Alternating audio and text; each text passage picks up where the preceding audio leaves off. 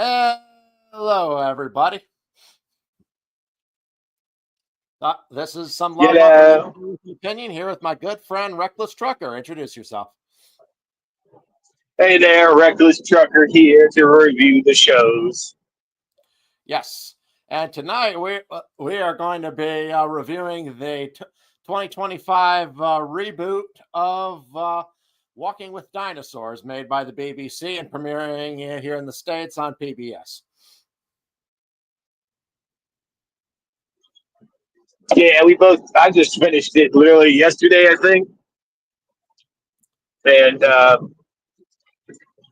yeah, just a quick review, pass the time, let the thoughts out. Right.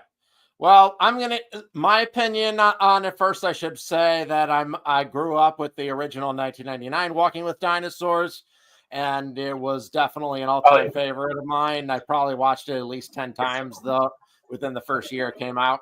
So, and I've watched it a few times since, and I actually rewatched it again just before the new series premiered for the first time in a while, and it was definitely a favorite. It definitely broke new ground. To really understand that, imagine you could travel back in time to a time long before YouTube, back across 25 years. As you do, you'll notice that The ancient technology. times. What's that? The ancient times. Yes. Before even BlackBerry. Yes. As you do, you'll notice phones get more primitive. Texting and video chats like these had yet to evolve. Not, not Right? Our emojis were stick figures that often the format made look even dumber than they actually were. Yes. Yes. Now you're in the 90s, a time when civilization was a very different world. That TVs were Absolute only Team standard definition. America. Yes, and televisions were only half as wide, but thanks to a certain amazing program that came on the BBC, it became a world ruled by dinosaurs. Oh man, dude, that intro on that old show was so cool. I always liked that narrator. Yes, that was Kenneth Branagh who did that intro, who did the narration. What? And that's a thing that I have to negatively compare it to the new show. The intro and intro sequence and the kind of musical score that held it all together, dramatically inferior to the original series. I'm sorry. You can absolutely tell that this one's British by the intro and the way the dude talks. Like the old one just had a lot more intensity to the intro, and like it felt a lot more like primal the way the guy talked about it in the old one, honestly. Yes. But they're essentially saying the same lines. The new guy's just not as intense. Yeah, Kenneth Branagh. Unfortunately, I was really hoping he would come back for the new series, but unfortunately, he didn't. They replaced him with some guy, I guess. Some British guy. Ew, ew. Yes. Betty Carvel or something, who did an okay job. I'm not going to like trash him, but he just didn't quite have the same gravitas that Kenneth Branagh really brought to the original series. Yeah, like the way that guy describes things. Like I said, there was an intensity to it. There was a weight to his voice, a seriousness to it. Whereas, legitimately, the current narrator, like he's not a bad narrator, but he seems just as comfortable as a narrator about dinosaurs as he would be given a lecture. Yeah. But no, there are some very like staunch differences between the two series. You know, the intro being one of the big ones, just because of how it feels. You know, it's the intro; it sets the tone. Yes. It really shades the rest of your memories going forward. Yeah, well, the biggest difference and definitely the most controversial one in rating reviews, it's definitely the thing most people complain about. And as much as I'd love to separate myself from the pack, I pretty much have the exact same complaints. Is the fact that while the original show is entirely set in the past, and doesn't ever feature a single human on screen, the new show cuts back and forth between the present with paleontologists at their dig site and kind of the dinosaur story of the bones that they find. And it does this cutting back and forth very frequently. And it's definitely the biggest problem because it really ruins the pace in many different instances. That problem's most egregious on the first episode.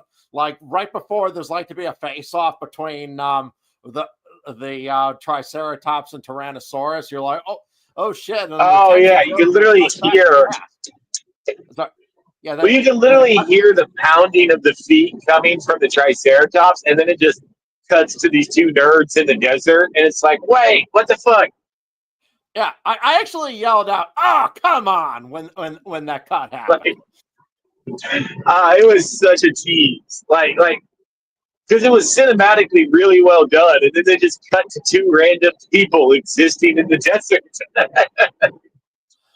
Yeah, and I don't want to be trashing paleontologists here because I do admire their work. I realize that digging these bones out in the desert is not an easy job, and the information it provides is invaluable for society. But and I think that the showcasing their work is not a bad thing. I just think it should have been like saved for the end of the episode rather than being constantly cutting back and forth the way they did. Well, wasn't the Walking With series one of the first all CGI, all puppets documentary? Yeah, pretty much. The closest thing to Walking with Dinosaurs style program, pre-Walking with Dinosaurs, actually was in 1985. It was a program narrated by Christopher Reeve called Dinosaurs! Exclamation point. And even though most of it is also paleontologists in modern time, but there are several animated sequences in it done with Go Motion animation by Phil Tippett that are actually really good for the time and really kind of showcase some of the latest depictions. I remember seeing a lot of that footage because the same footage was used in other documentaries as well as stock footage. And it definitely was easily the best on any dinosaur television program at the time. Oh, absolutely. And I will say, like you said, absolute respect to paleontologists and what they do. But just like the paleontologists, we're not here for them. We're here for the dinosaurs, frankly. And for Walking with Dinosaurs to do this, it feels a lot more like. The honest truth is, it just feels like a lot more like other generic dinosaur documentaries because it's not allowing the show itself to breathe and the animals to live. Yeah, it keeps cutting back to reality, reminding you that this isn't real, and breaking your suspension of disbelief. Yeah, and I was gonna say, some of the ways that program was that Dinosaurs! Exclamation point was ahead of its time was for one, you got dromaeosaurs, the Deinonychus, I believe, in the program, portrayed as fleet-footed predators. And this was 8 years before Jurassic Park came along and really popularized that. Before that, it was very strange from the public's perspective. The dinosaurs being presented as these fast-moving, agile, and dangerous creatures rather than kind of as slow-witted reptiles. And another thing about the program was that it one scene shows an Monosaurus actually successfully fighting off a Tyrannosaur attack. So it doesn't have the annoying cliche of just portraying herbivorous dinosaurs as basically just fodder that stand around waiting for a predator to eat them. Obviously, these creatures could defend themselves. They had to, in order to survive. Well, also clearly that show spent the money and the time to animate an Edmontosaurus defending itself and fighting and moving instead of just taking the easy route of having it standing relatively static and getting attacked? The main reason why that was done is even though it ended up being used for a documentary, the original purpose of those animations was actually because Phil Tippett wanted to create his own dinosaur movie that would like be entirely set in the past, have no dialogue whatsoever, and he wanted to have a budget of $90 million to complete it, but unfortunately the studios balked at the cost and it never ended up getting made. Yeah, I was going to say $90 million in 1980. This guy's a madman. Well, it was in the late 80s, but yeah. Jesus. Yeah, to spend it on relatively experimental technology, too, to create this show. Like, bro, you're crazy. Yeah, but that's why I'd say that was the closest thing to Walking with Dinosaurs before 1999, and it still really doesn't even compare. Walking with Dinosaurs dropped in 1999, and there was nothing like it before. The entire program is set entirely in the past and entirely has a nature documentary feel to it, where it's basically where like a camera crew went back in time and filmed these creatures, and the level and the special effects were really phenomenal when you consider the time it came out and the budget it was made for. No, and the fact that they almost like very few of the scenes are in the dark, hiding the bad CGI. Like they just spent the time to make it, pretty decent, and it was better than any PlayStation graphics at the time.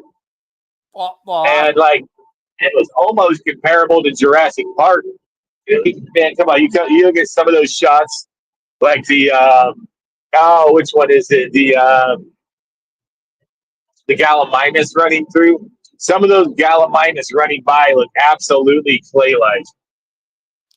Well, yeah, on the limits of the time. But the thing is, Jurassic Park only featured about 7 minutes of computer animation in the entire movie. Walking with Dinosaurs' entire budget was about the same as the effects budget of Jurassic Park, and Walking with Dinosaurs features about 90 minutes of computer graphics plus plus extensive shoots in locations all around the world, plus a whole bunch of animatronic puppet effects, plus a whole extensive science work for a program that runs well over 2.5 hours. You would think, based on all that, that the effects would be dramatically inferior, but as you pointed out, they are inferior to Jurassic Park, but not that much. No, I think a lot of the team that made it originally was, probably stayed up, doing overtime, probably for free. Honestly, they did a great job, especially with the technology and the time constraints at the time. And from what I hear, the reason why they were able to make it as good as they did at the time is because they were Tim Haynes and Jasper James, the directors of it. They really had a vision for it. Instead of like having them giving ridiculous time constraints to the animators, they really did give them plenty of time to really storyboard and develop all the scenes. And it took like 3 years to make. So I imagine they actually worked with their CGI crew instead of just working them half to death like modern animation studios. Yeah, you can do a lot with even in 1999, but you have to give them time and money to do it. And another thing is, Walking with Dinosaurs at the time it came out was the most expensive television documentary per minute ever made at the time. Wait, really? Okay, in that case, it's not surprising that it looks pretty good. But I will say, one of the big delineations between these two, I would say, honestly, is like, when it comes to that field, I will say there are a lot more shots in the modern one where they are putting it in the dark, and no matter how much you brighten your fucking screen, you can't see it. A little bit. Yeah, there's not a lot of those shots in the new one, but there's some. Well, I was going to say, Yeah, Oh, the sorry. original Walking with Dinosaurs cost 6.1 million British pounds, which adds up to $19 million in today's American dollars. How much was this one made for?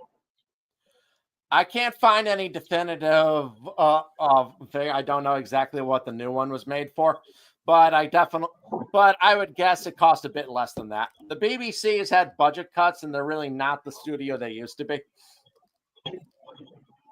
True. Yeah, I mean, A lot of people kind of unfairly criticize this program because after Prehistoric Planet set a new standard with its massive Apple-funded budget, people were disappointed that the effects work wasn't quite as good. And yeah, it's not quite as good. It's definitely like at least 5 years behind, maybe 7 years behind Prehistoric Planet for sure. But if my only complaint about this program was that the effects weren't as good as Prehistoric Planet, I would still give it top marks. yeah, I would say if that is somebody's criticism, then like that criticism needs to be thrown in the trash. That's like comparing anything to like the OG Avatar at the time and being like, why isn't the CGI as good? It's like, because they didn't spend $1.5 billion on it, my friend. That's an insane expectation. Right, Prehistoric Planet cost like 15 million per episode. That it was funded by Apple, and Apple's one of the biggest companies on earth. And in exchange for exclusive streaming rights and distribution rights, they were willing to break the bank.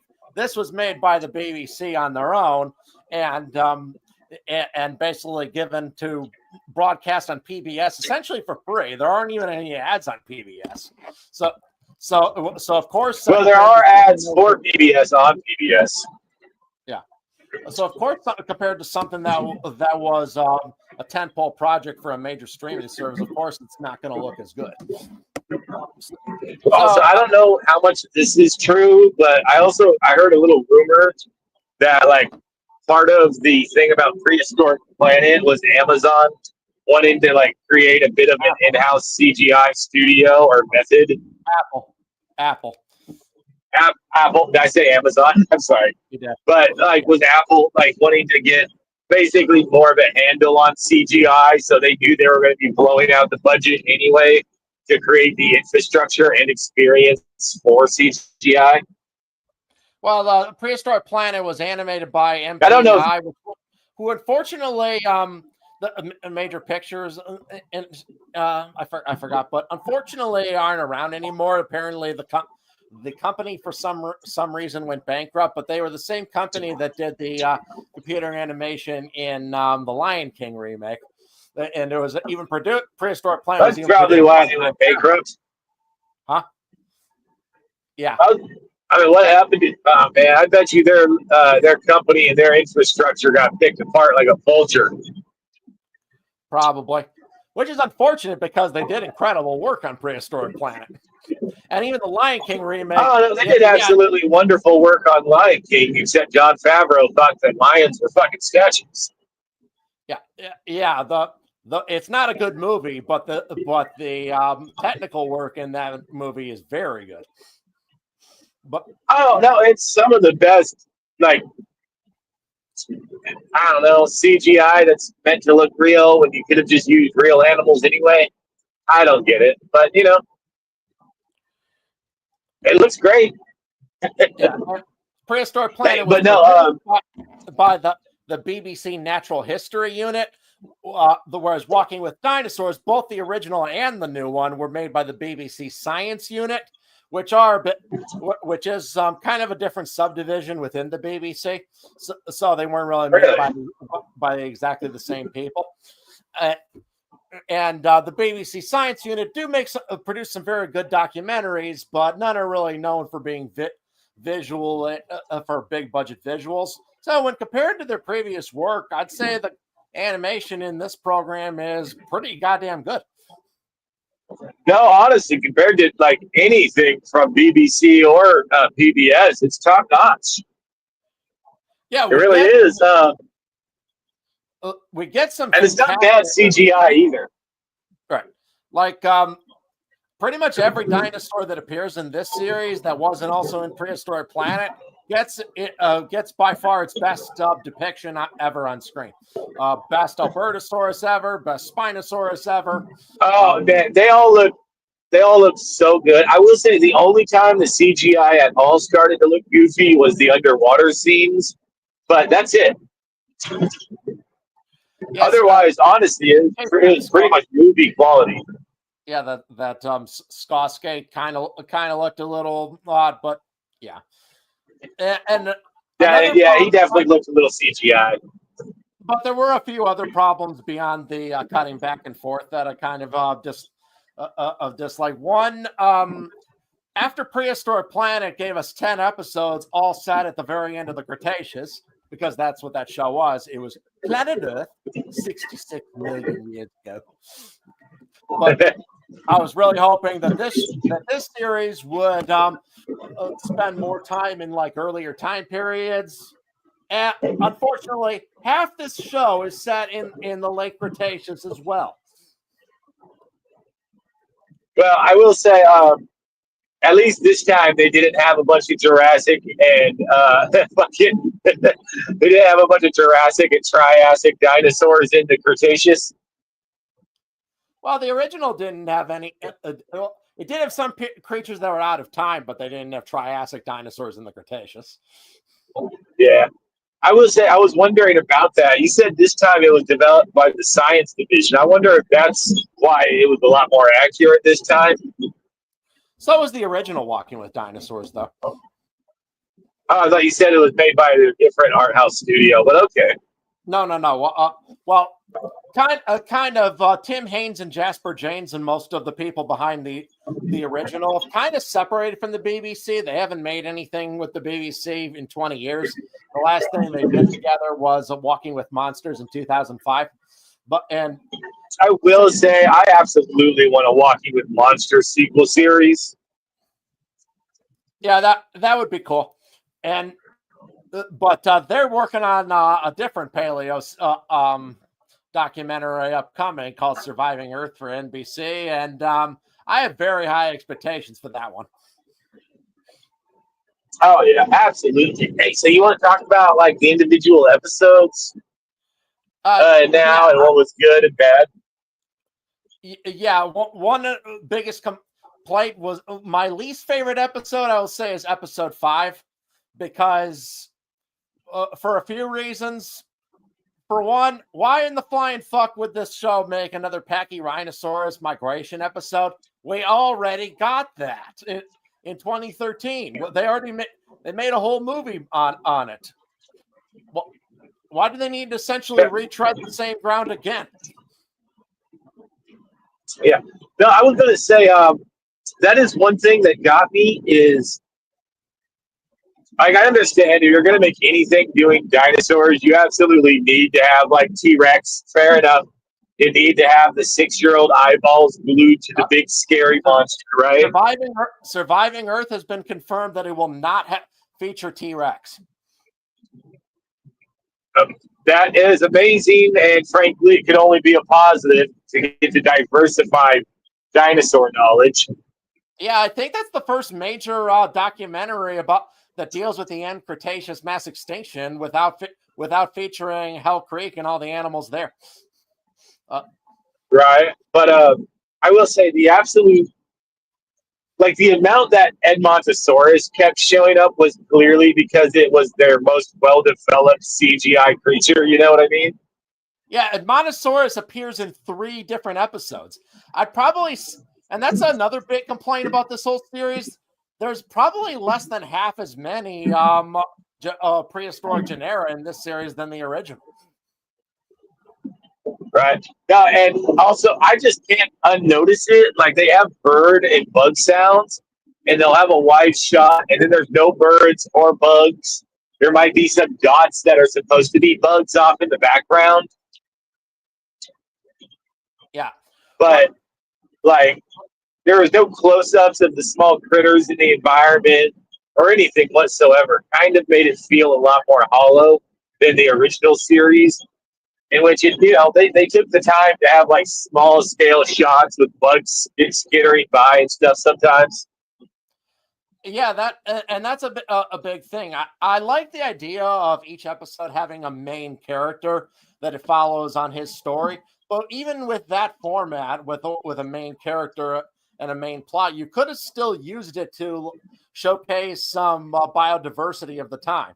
Like in the last episode with Old Grand trying to find a mate, you could have, for example, have while he's chasing the female, maybe a Jurassic pterosaur try to hitch a ride on his back or something. While he's doing it, you could, and when he's doing the mating dance, you could show how the massive fight of these creatures is disrupting the ecosystem of smaller creatures around. But you could have showcased early mammals found there, or even actually Archaeopteryx, the first bird, I believe, was in Jurassic Europe. So they could have had Archaeopteryx could have like been in the trees right next to him, but they never did. Oh, absolutely. But there was one scene I would say that honestly was the single most egregious scene out of all of it, especially in that the sixth episode with Grande. Remember when he was like injured and laying on the beach and stuff? Yeah. There would have been a million seabirds all over that guy's back, picking off bugs and parasites. Maybe like there's no way around it. That's absolutely what would happen. I mean, you sit there on the beach as a fat man enough, the seagull's going to come up and try to peck at your back. Yeah, it made the Jurassic World seem kind of strangely dead, which in contrast to the episode in the original show about Jurassic sauropods, it is a massive downgrade despite 25 years of technological advancements.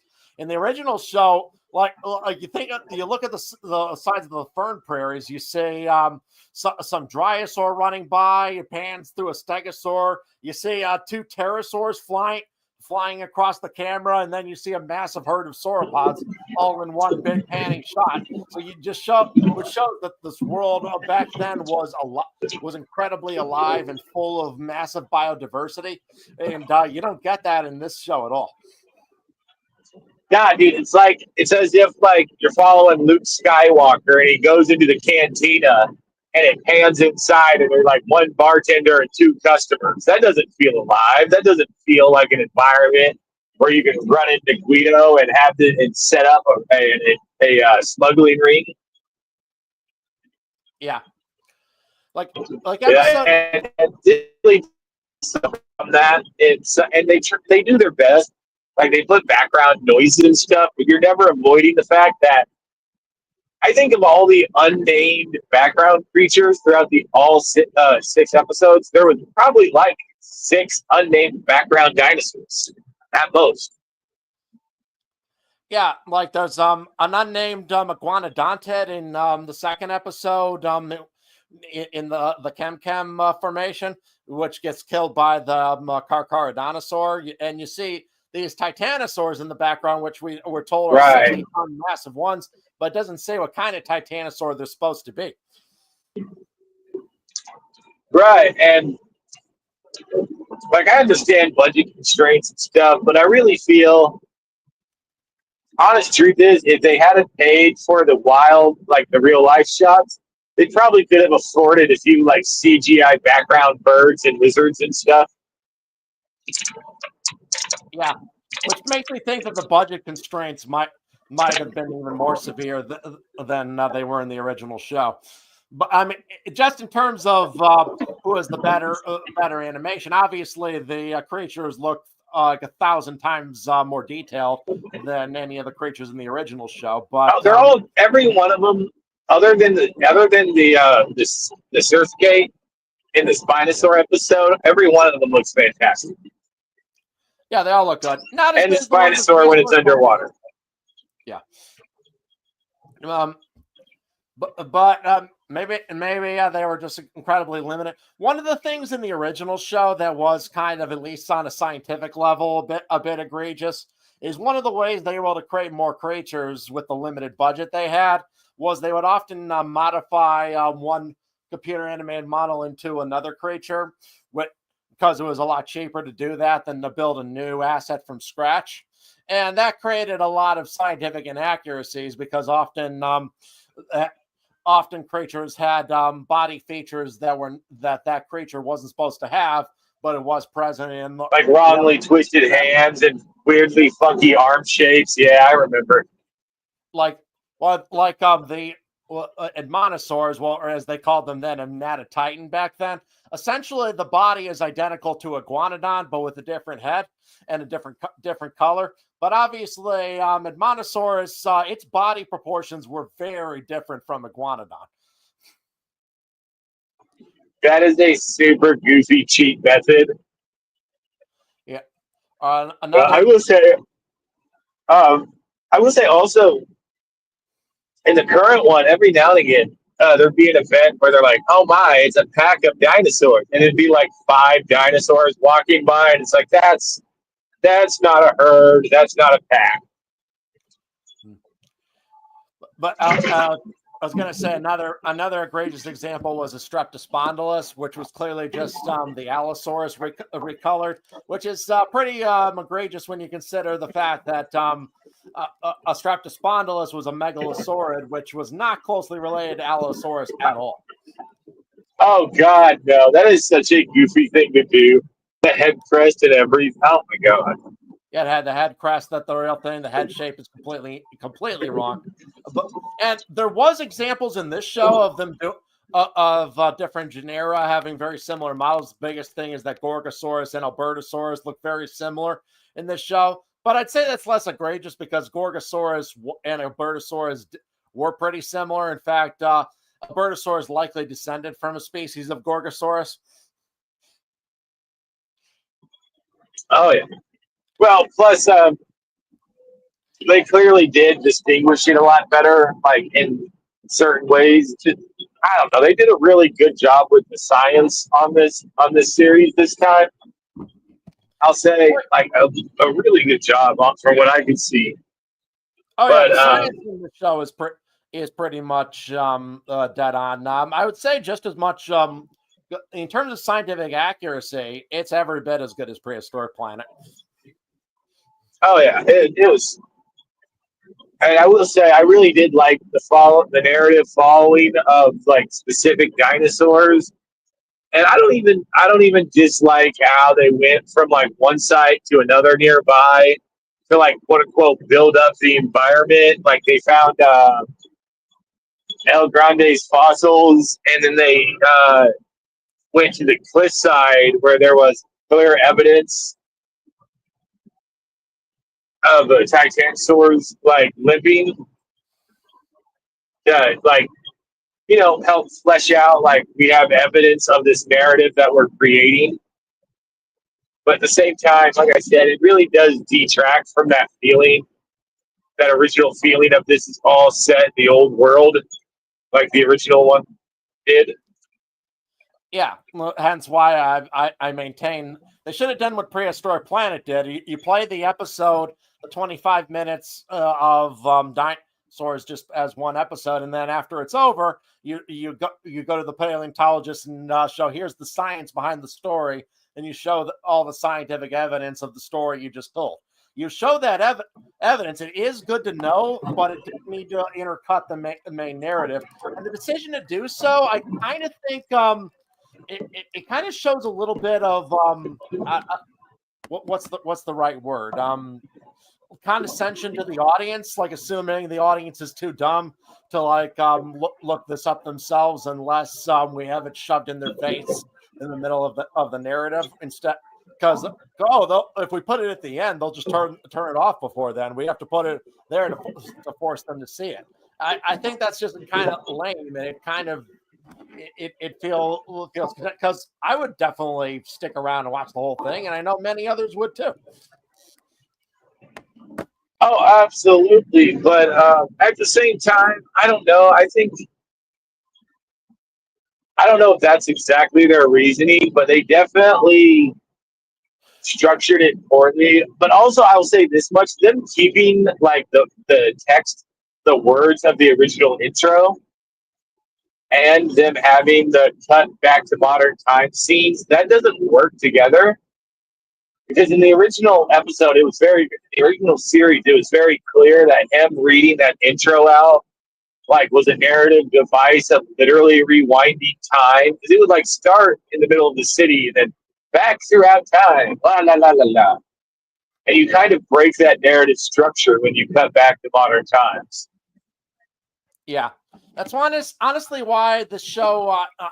I probably would only give it like maybe a 6 out of 10, and I'd probably give it an 8 out of 10 if it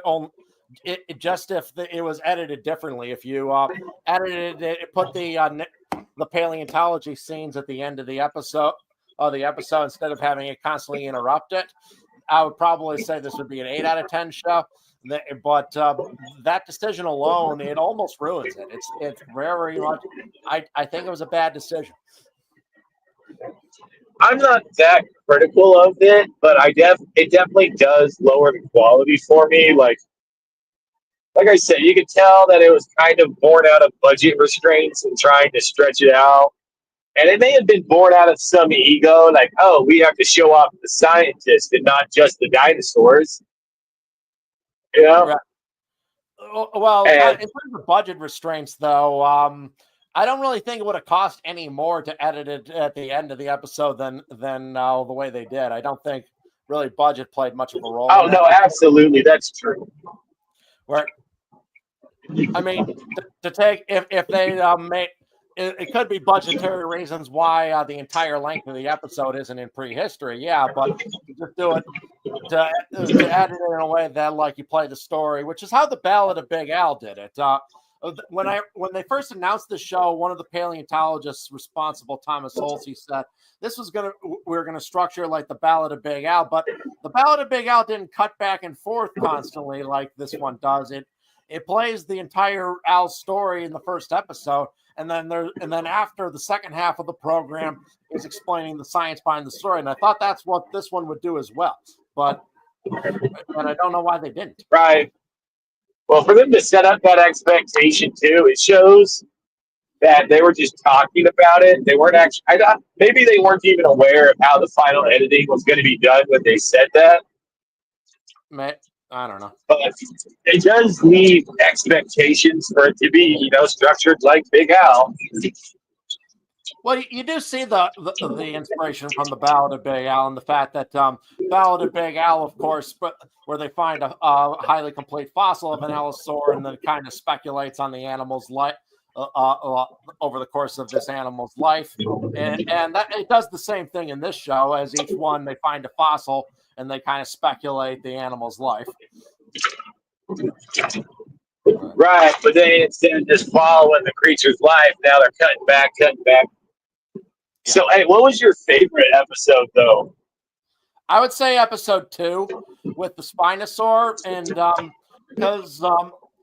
because it's cool to get a paleo-accurate Spinosaurus design, and all the creature designs were well, and 2 because it's the best episode in really showing the biodiversity of whatever region it was set in. That's true for sure. It's definitely the most biodiverse episode, I'd say. I also really like it. Well, first off, like you said, accurate Spinosaurs, because there's just so few of those. For some reason, Spinosaurus depictions is there's so many papers on it that what was an accurate Spinosaur a few years ago isn't anymore. Like Planet Dinosaur Spinosaurus from 2011 was an incredibly accurate portrayal of the animal at the time. But it's since very outdated. The legs are too long. The tail's the wrong shape. But those discoveries weren't made till after that program aired. Yeah, right.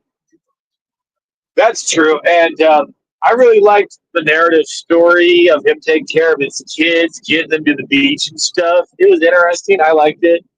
Also, it was real sad when one of them finally died. Yeah, with him dying at the end the way he does, though, it means his kids aren't long for this world either. I mean, they're not going to survive without him protecting them. They're not going to grow up. They're probably going to get eaten within a day. Yeah, I was going to say, like, that did feel a little bit off. How suddenly he dies after that fight, after feeding his kids one fucking time, Yeah. and it's like there's like it really feels like there should have been like a 5 minute segment in there of the kid of the little baby Spinosaurus growing up at least a little bit more. Maybe it's kind of an odd decision to make that fossil, which was based on the Neotype father, because as they pointed out, that fossil was not fully grown. So I would think only a fully grown male would be able to become a father. Logically, because logically, larger males would beat him in the mating game. I mean, maybe we don't exactly know their mating rituals, though. Plenty of birds and lizards will have, are can mate while they're really, really small still. Or they could have just made of Sobek a female, because we don't really know what sex the fossil was. Why did they make him a male if he's kind of a bit undersized and with hatchlings? I think him being a female would have made more sense for this story. Oh, definitely, especially for like creatures that bear eggs. It's very rare for males to take care of them. Happens sometimes. I mean, it's a little bit more common with like aquatic creatures or semi-aquatic creatures, but it's not that common. I mean, it is the case with some birds, and so there is some basis for it, but I don't know. It kind of still would have made more sense for Sobek to be a female. Right. Well, also, if he is like with creatures that size, the thing is, with eggs, they would almost always be taking care of them if they are taking care of them in the first place, especially with predators as a pair. Like there's crocodiles. They're like there's very few predatory creatures that do take care of their young and take care of them singularly, like crocodiles or alligators do. Also, his wounds did not look severe enough to kill him. Not at all, frankly. No. He looks like he just. I really did like. For some reason, he drops dead at the end. Yeah, he just gets a couple of scratches across his face and gives up on life. Right. Literally just lays down and dies. I will say my favorite story, though, for me was El Grande at the end. Even though it definitely felt the most hollow, I really, really liked the sauropod and his story a lot. Oh, I agree. And then the fight scene between the sauropods at the very end was so good. Oh, yeah. That would have been my favorite episode if it only showed a bit more of the ecology of Jurassic Europe. But other than that, the main story is probably the best in the series. Yes. Yeah, well, wasn't that the beach that had not Pelagornis? It had the other one that was a more like a penguin. Penguin? Huh? Yeah. It had that. It had that island had a penguin-like bird with teeth. I know that. If you're talking about Hesperornithines, they didn't evolve till way after the Jurassic, dude. No, I might be thinking of something else, but I know that last one was based on Portugal Island. Yeah, birds had literally just evolved at the time.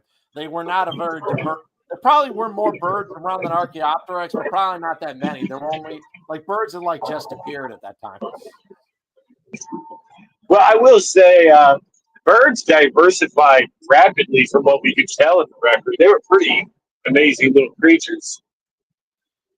Probably, but it's set this episode set 150 million years ago, which is when the Earth. Oh, it is. Yeah, I don't know why. I was thinking it was set more near the end, like all the other ones. No, it's set 150. It's set in the Jurassic 150 million years ago. Yeah. So Archaeopteryx. No, that's true. The only birds around the time would have had very primitive features. They wouldn't know. no birds with bills, toothless bills, would have evolved yet, and they would have still had long tails and toothy grins.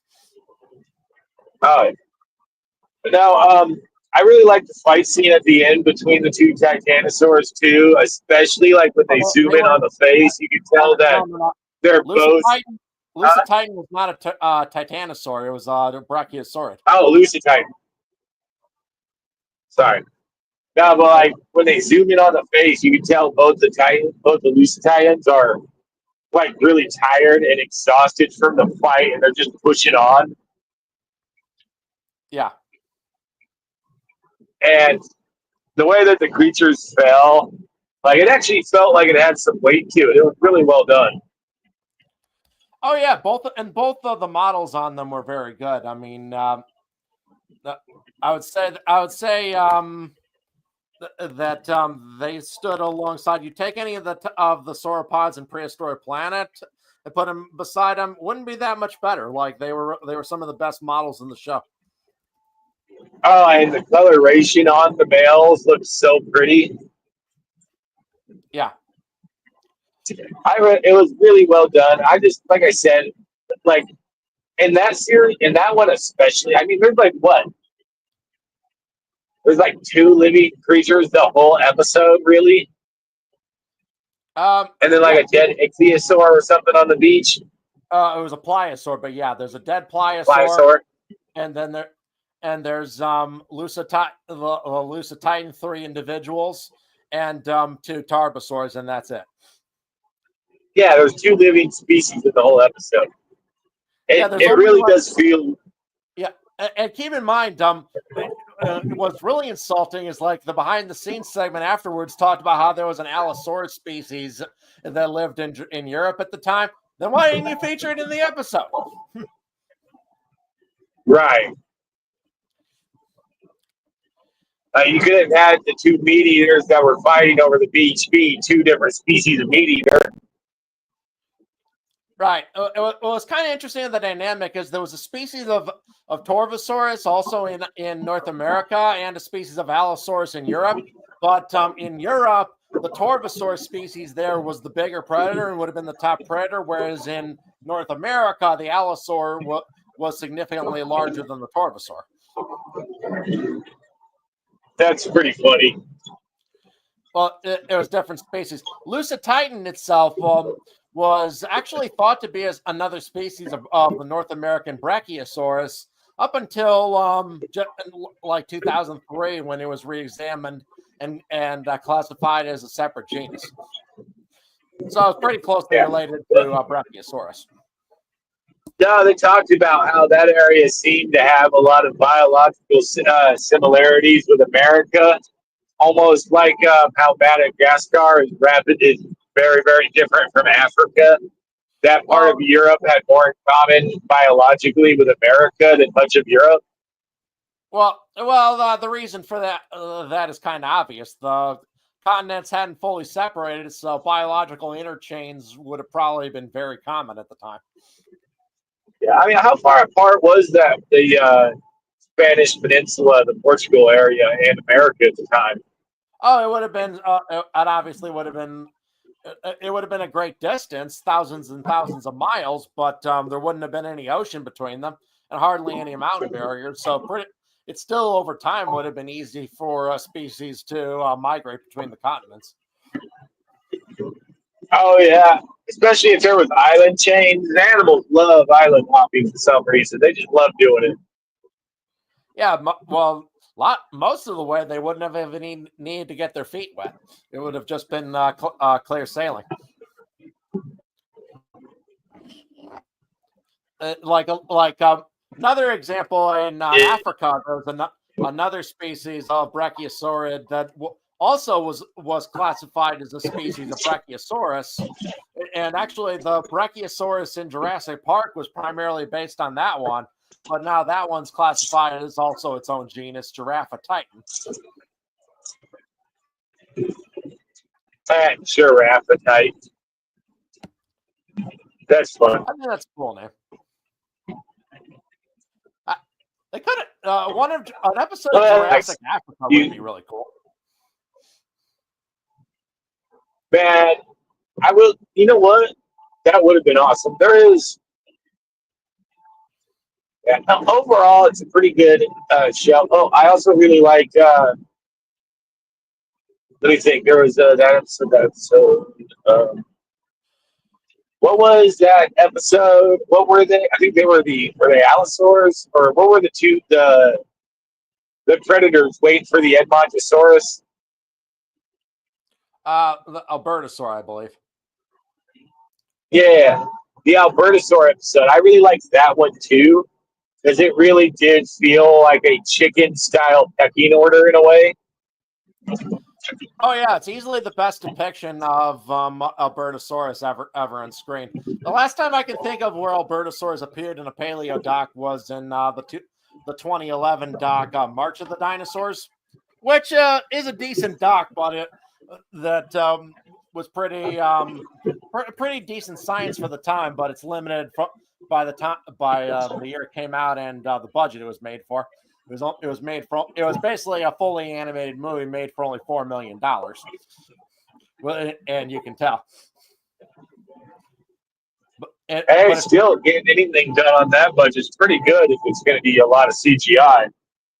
Yeah, it's 100% an animated movie. There's no live action backgrounds or anything, and there's a scene in it where migrating Monosaurs are ambushed by a pack of Albertosaurs, who unrealistically in that one pretty much slaughter numerous Albertosaurs like it's no problem. As if this one was more realistic, and the fact that the pack kind of was able to isolate an old individual that they thought was much weaker. It doesn't portray Monosaurs as just pushovers that waited for Tyrannosaurs to eat them. Oh man, legit! Like in the wild, there's funny like phenomenon. Less of You're roboting. Oh, I'm roboting. Oh no, I just got 4G signal. Okay, I hear you again. Yeah, no, I was going to say, in the wild, unless a predator is going to attack and eat you, you're almost safer next to a predator than you are a herbivore, because a herbivore is constantly on panic mode. Yeah. Yeah, that's another thing that this show did well, is it frequently shows herbivorous animals as capable of defending themselves. Like, you actually have a T-Rex get killed by a Triceratops in it. Right, and meanwhile, in real life, I know we've all seen that video of that hunter getting his ass kicked by a random deer. Like, yeah, that happens. 100%. I mean, those massive horns Triceratops had certainly were lethal if it were able to get a good shot at a vulnerable area of the Tyrannosaur. They absolutely could kill, which is why Tyrannosaur probably didn't attack a healthy bull head on too often. It was probably only pick off weak or old individuals. Oh yeah, no, and at the weight and size of a fully grown T-Rex, you could probably break its hip by knocking it over real well. Yeah.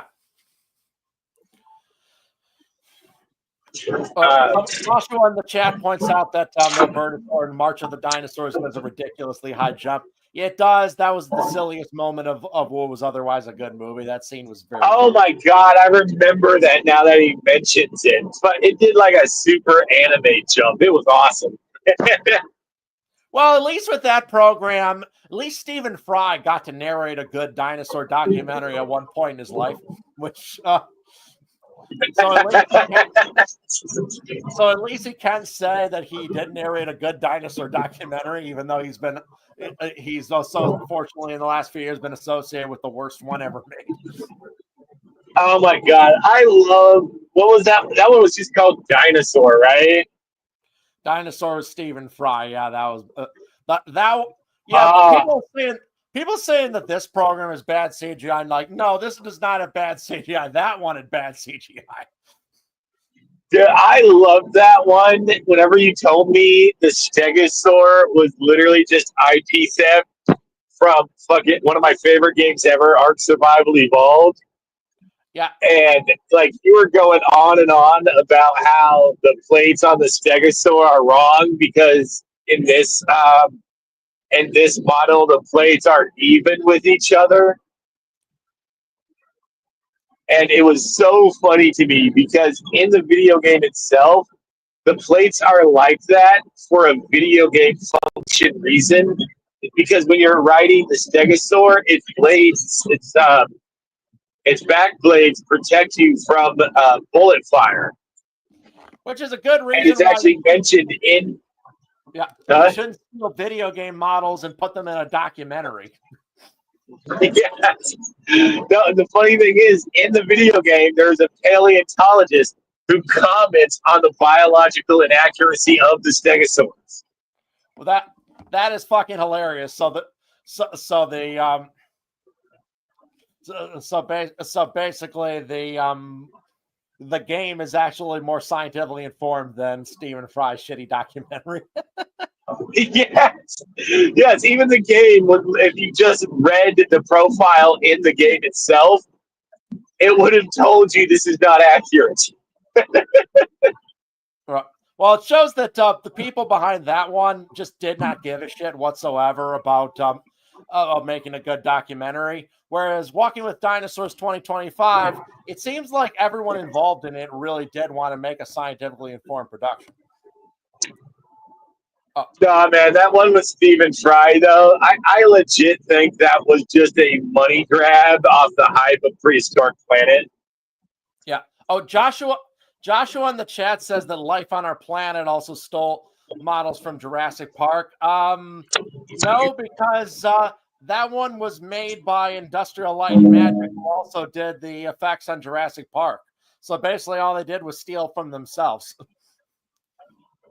Yeah, no, that I'm fine with as long as they're trying to be accurate. Like, well, that is kind of the you're problem. Stealing from someone else. Life on our planet did have some inaccuracies that came from that. Like the back of the Allosaur, for example, has like a weird crocodile-like osteoderm pattern, which is not accurate for how Allosaurus looks, but it is similar to the Jurassic Park model. You can tell that they just modified the Jurassic Park model. Yeah, but life on our planet, that's not great. That one also was one that was kept away from greatness due to weird editing changes, but that one also had a few kind of boneheaded scientific errors and dated information, like putting a pliosaur at the very end of the Cretaceous when they would have been extinct for 20 million years before that. This program did a better job of keeping creatures only at the time that they actually lived in. I don't remember how far it lived. I do know that recently there was a family of pliosaur proved to live much later than any others were thought to, but it also looked very different from the one that was in that show. No, actually, if you're thinking of like the polycichids, they were kind of they also had short-necked plesiosaurines, but they were closer related to the long-necked ones than they were to the pliosaurs. Yeah. Pliosaurs, as far as we know, did die out about 89 million years ago with it. Oh, so these guys were just plesiosaurid relatives? Yeah. So, and you can tell that in Life on Our Planet, they took the same model of a Jurassic pliosaur that was featured earlier in the show and just kind of stuck it at the end of the Cretaceous, probably just because of limited money. Okay, it's literally just the same. That's funny. And that's less excusable, though, for Life on Our Planet to make such a mistake, because it's made by Amblin Entertainment and Netflix, the biggest streamer on the planet. Really should have more money to throw than the BBC and PBS into their program. Yeah, especially if you're working with Netflix, you will throw money at any garbage program.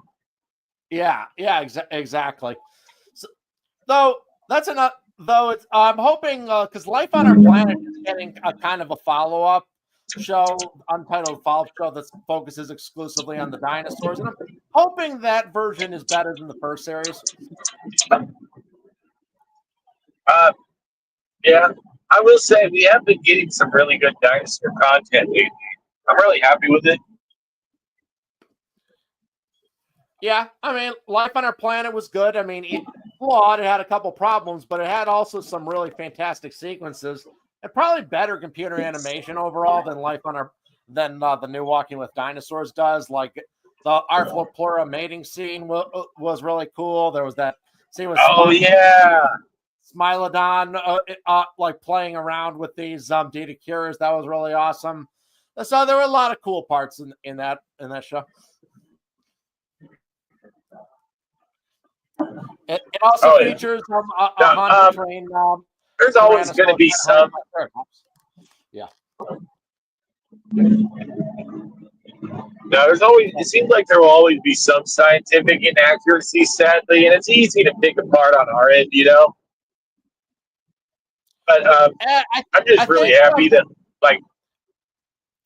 Well, I think that any inaccuracies, like in the original Walking with Dinosaurs, that are the result of the time period, the time that they made it, are completely excusable.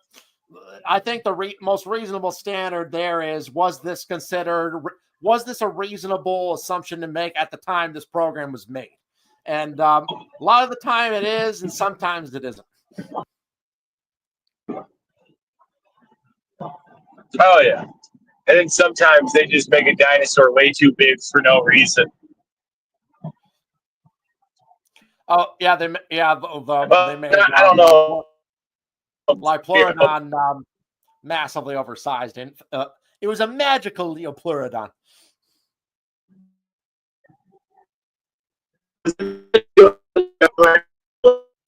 You're roboting again, dude.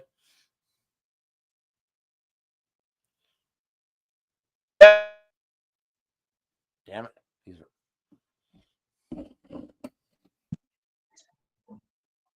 Smello. Okay, I hear you again. Smello. Yeah, okay, you're back. I was saying that, yeah, they made Lipleurodon like 15 times its real size in the original Walking with Dinosaurs. Wait, they made it like, I knew they made it oversized, but they made it legitimately multiple, like 15 times bigger. That's insane. Oh yeah, the real Lipleurodon probably was like 7 or 8 tons, and maybe some supersized individuals could have been up to 10 tons. The Walking with Dinosaurs Lipleurodon is mentioned to be 150 tons. So yes, it's like 15 times bigger than the real animal was. What? Yeah. That's insane. I mean, how much does a blue whale weigh? My God. Average blue whale weighs like 120 tons. The largest one ever recorded weighed about 210 tons. But to be fair, they do say in Walking with Dinosaurs, this one's big even for its kind. Yeah, 15 times as big. It's like that meme of like the 4-foot tall girl getting with like the 8-foot tall man. This Lipleurodon's going to be ruining all his girlfriends. Right. And in that episode, like almost all the creatures are in the wrong time because they mentioned the episode set 149 million years ago, when all except the Pterosaurorhynchorhynchus lived 10 million years before that. The real Lipleurodon lived like 158, 160 million years ago. Yeah, that's fucking that is so goofy to me. Like, that is such a ridiculous mistake to make. Yeah, that's why I think even relative to the time when you judge two paleodocs that were made decades apart, you kind of have to adjust to inflation on both the effects quality and the scientific accuracy. It's not really fair to like judge them to hold them to like compare them straight up. But I think even when you do that, I think this new Walking with Dinosaurs is better than the original in terms of scientific accuracy, but worse in almost every other way. Yeah, well, it's not even that much worse, honestly. Like, the CGI is better, the scientific accuracy is better, And the narrative building is better in some ways. It's just that it's cut apart by this and that, and it's just like the environment's more hollow feeling. The musical score is a big thing. Benjamin Bartlett, the guy who did the score in the original Walking with Dinosaurs, was never even invited back for this one, and he actually like called up the BBC and asked to come back, and they turned him down. Why? Wait! That is insane. The score was amazing in the original. Yeah, the original Walking with Dinosaurs has one of the best musical scores of any television program, period. This one's so good. It's just okay. I mean, it's very forgettable. No, it's very generic documentary music. Yeah, whereas the original. I have songs from the original playlist. Huh? The music just goes hard. It really sells the majesty of this world, and you don't get anything like that in this new one. But just the the background rolling drums during the intro, while time is rewinding on you, and like the intensity gets harder and harder, and it just slips and stops. Like that intro music goes so hard. Or when the sauropod first walks on screen, like when the young Diplodocus are out on the open plains and they see a Brachiosaurus for the first time, like the way it shows just the feet of the Brachiosaurus and the camera pans up to the top of its head to show how tall it was, and the music just goes da-da! Like incredible cinematography, incredible music, just in terms of everything involving filmmaking outside of just being an accurate documentary, the original is just a better made program. And at a time when it was much harder to do things like that. Yeah, and like definitely the cinematography was more dynamic in the old one, I'd say too. But honestly, part of that is just there was more stuff for it to be dynamic around. Uh-huh. Like there was more creatures for it to have a panning shot that it would follow, Yeah. And the musical score, like I actually do have songs from the original Walking with Dinosaurs in my playlist that I listen to. Like this music, it's generic, it's okay, it gets it across, but it doesn't tie it together, and it doesn't flow organically as well as the old score did. No, but I'd say like the 2013. If you remember my review of the 2013 Walking with Dinosaurs movie, I point out how the soundtrack was complete ass, and it was genuinely memorably terrible. But it's more memorable in the fact you remember how fucking awful it was. Whereas this one, nothing in it is bad in terms of the soundtrack. It's all fine, but that makes it just incredibly forgettable. Like I couldn't hum or remember any of the background music from this program. It's just very generic and forgettable. Dude, you could legitimately take the music from this documentary and swap it with the music from any generic like Yellowstone wildlife documentary, and you probably wouldn't be able to tell the difference, honestly. Oh, absolutely. And that I'm really hoping Surviving Earth brings Benjamin Bartlett back for and gets Kenneth Branagh to narrate. That would be incredible if that turned out to be the case. Oh yeah, and it's like you said, the new series, it's not bad per se. Like honestly, if I hadn't watched the previous series, I probably would give this one like an 8 out of 10. But with the context of there is a better previous series. It's more like a 6.5, I'd say. Yeah, I pretty much hold the exact same opinion.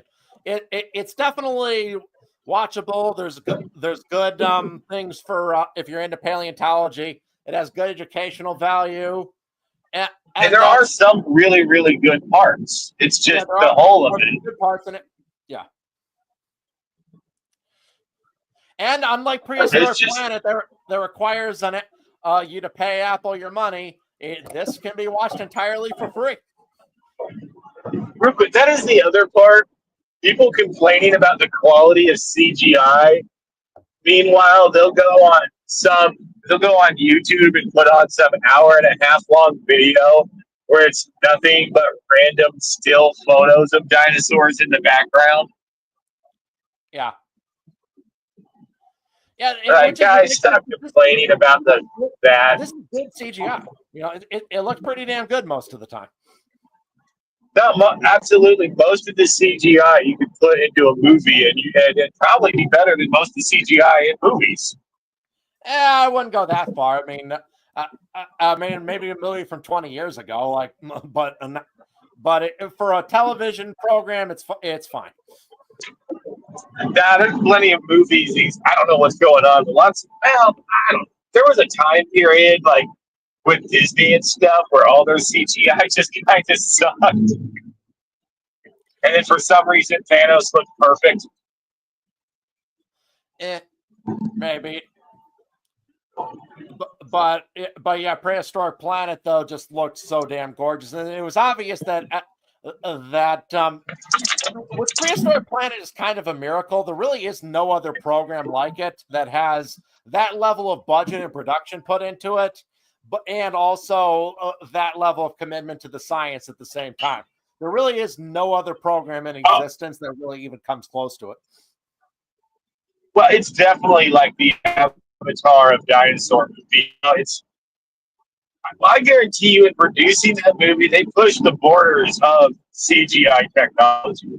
That TV series, I mean. Oh yeah, you can definitely tell. A lot of shots looked like they could.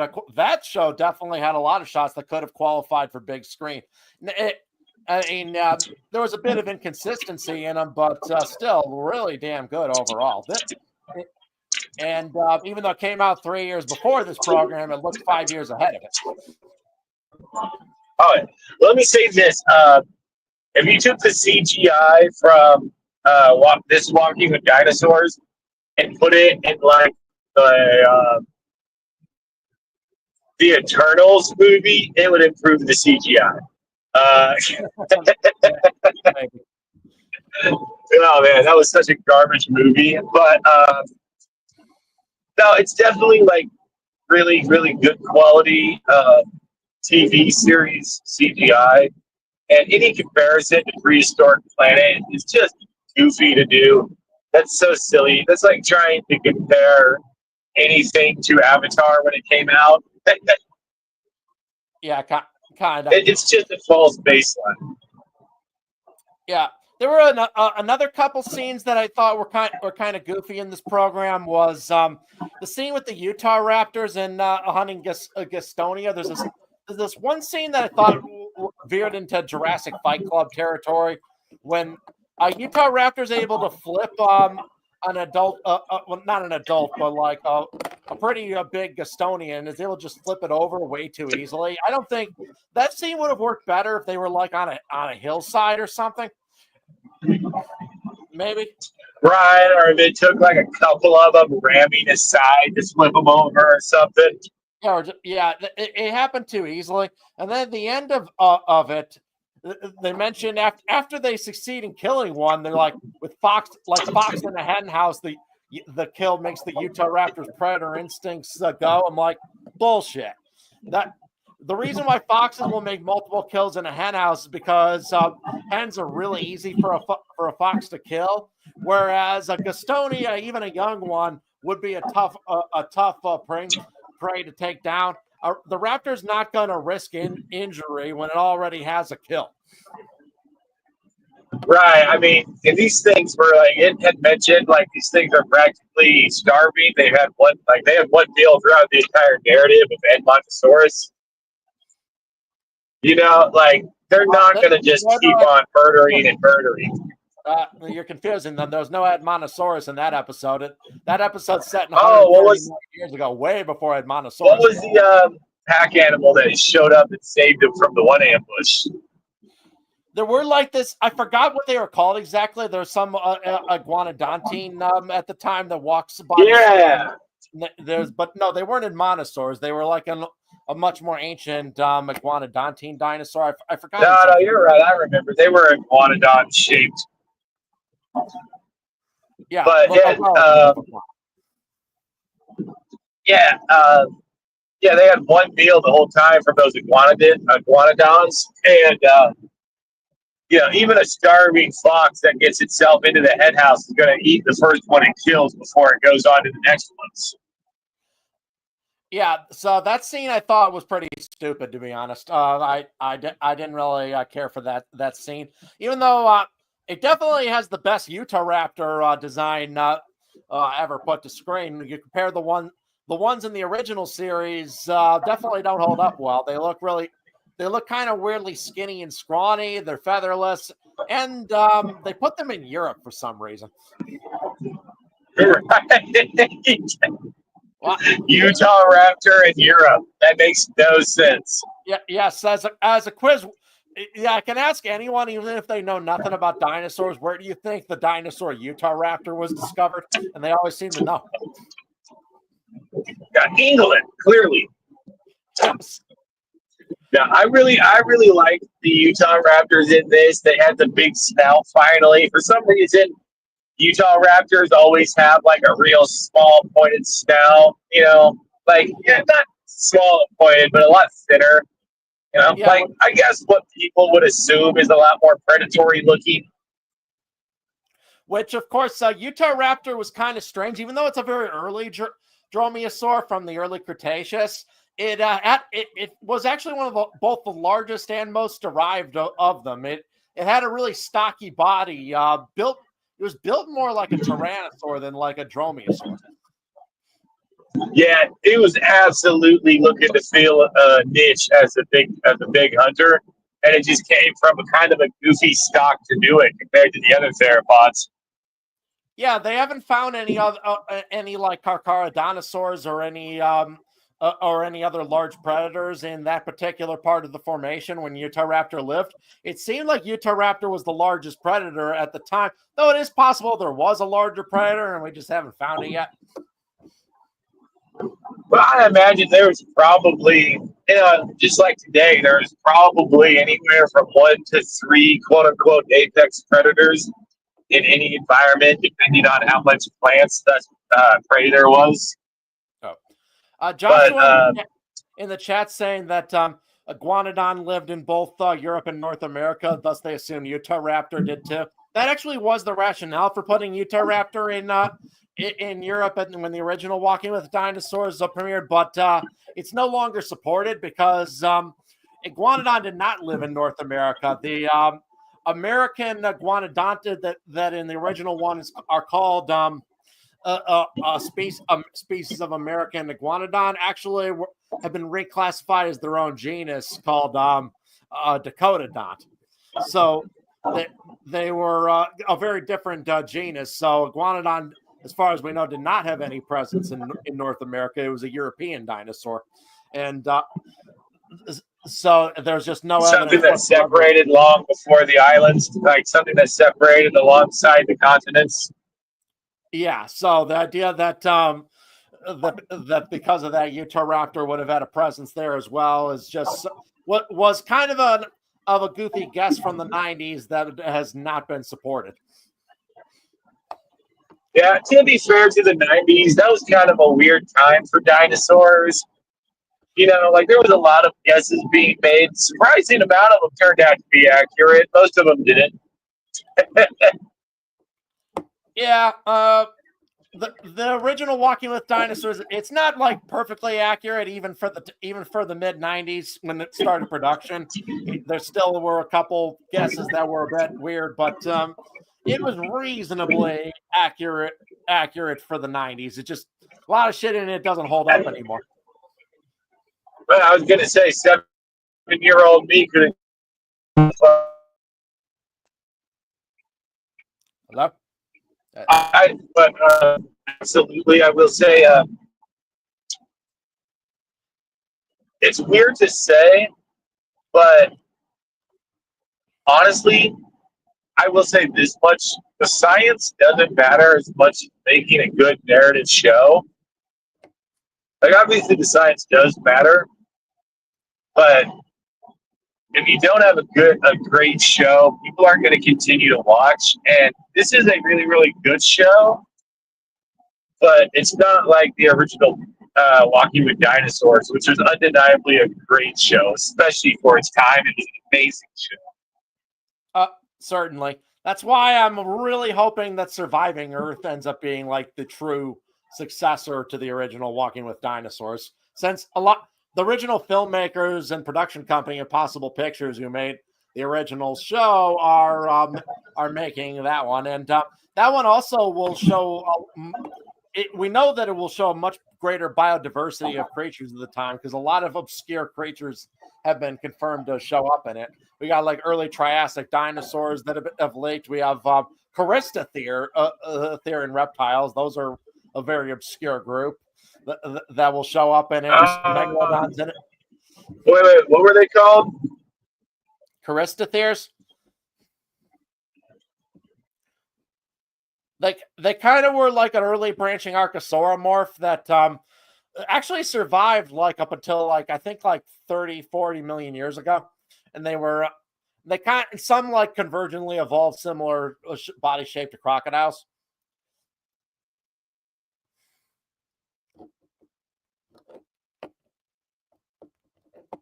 You there?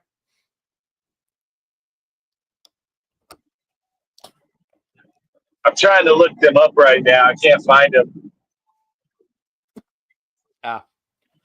But I know some will appear in Surviving Earth. So a lot of like obscure creatures. Spinosaurus also apparently will also be in Surviving Earth as well, which means they're going to take on the Cenomanian Tyrillian extinction event that killed off a lot of major dinosaur groups. Nice. Now, I really like obscure dinosaurs and like obscure not dinosaurs getting the limelight. It's like, there's so many glorious non-dinosaur creatures that we have so much information on these days. Right. Yeah, they believe the Cenomanian Tyrillian extinction event is what killed off the ichthyosaurs, the Carcharodontosaurs, and the Spinosaurs. It's why it like changed the dinosaur paradigm that and it gave an open niche for tyrannosaurids to evolve and become the top predators in those regions. What caused that extinction event exactly in that area? It's believed to be caused by volcanic activity. It changed the ocean pH level and wiped out a lot of ocean forms the ichthyosaurs needed to survive. And the ichthyosaurs, being incredibly specialized animals, couldn't adapt. No, they were It's hard to evolve your way out of that body type. Yeah, when you're so specialized when you're an ancient lineage that have been around for 150 million years and you've become so specialized in particular niches, you're vulnerable to extinction when those niches disappear. Oh, yeah, I remember too, like seeing some really funny specialized like sauropods too. Like they're like, man, the dinosaurs were around and their lineages were around for so long. Their body types were around for so long that some of their creatures got downright goofy, where it's like they're obviously going to go extinct soon. Yeah, it's also believed that the Cenomanian Tyrillian extinction event wiped out sauropods in North America for a while, and they believe that the ones that showed up there, Alamosaurus, that appears there in the latest Cretaceous, is believed to have migrated from another continent. But they believe there was like a 20 million year time where there were no sauropods in North America. That is wild to think about. Yeah, so it'd be cool that Surviving Earth is going to like show that extinction event. I assume that's when why there's a Spinosaurus in some promotion. Well, maybe not. I mean, I've never seen that. Has that one ever been on the big screen?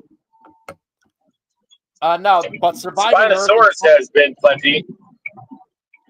No, it hasn't, and that's but Surviving Earth is specifically supposed to focus only on mass extinctions or extinction events or prehistoric disasters. Oh man! Well, there's one. Yeah, it'll have the Great Dying, of course. The end Triassic mass extinction, the end Cretaceous mass extinction, and a few other like events that. So essentially, every episode is going to have a whole bunch of things dying. Nice. Hey, we're speaking of the Great Dying, that time period. That's when we had Pangea, right? The Great Dying specifically was the one at the end of the Permian that was the biggest mass extinction ever. Hey, did you see? This is super interesting, though. Did you see new genetic data came out about dinosaurs, where they think they pinned down the geographic origin of the dinosaur clade? Yeah, I think they the whole dinosaur like lineage. Yeah, I believe the fossil evidence says they originated in the south and migrated north later. Well, it seems like current evidence, like, well, that's the thing. Those are the oldest fossils we know of, and some of them are pretty developed. Frankly, not a lot, obviously, but more than they should be for first ones. And from what I saw, it was on PBS on their YouTube channel. It's now pointing to the geographic area of Pangea,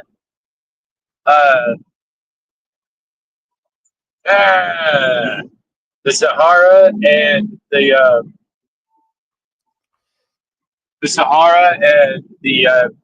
Amazon rainforest seem to have been the geographic origins, according to this new data, which is super interesting because we don't have a ton of fossils from those areas. We have some from the Sahara. And interesting, if true. I haven't heard that though. I mean, but basically a whole bunch of new dig sites and big permits are being rounded up based off that information. So the next 10 years might be pretty exciting. Oh, definitely.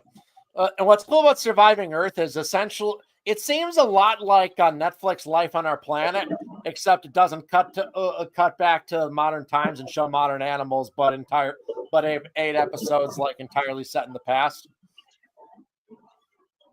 So wasn't Life on Our Planet the one that kept cutting away to living animals constantly? Yeah.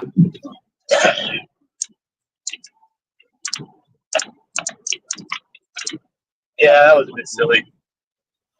Yeah, I still like that one. I just I thought it could have been better.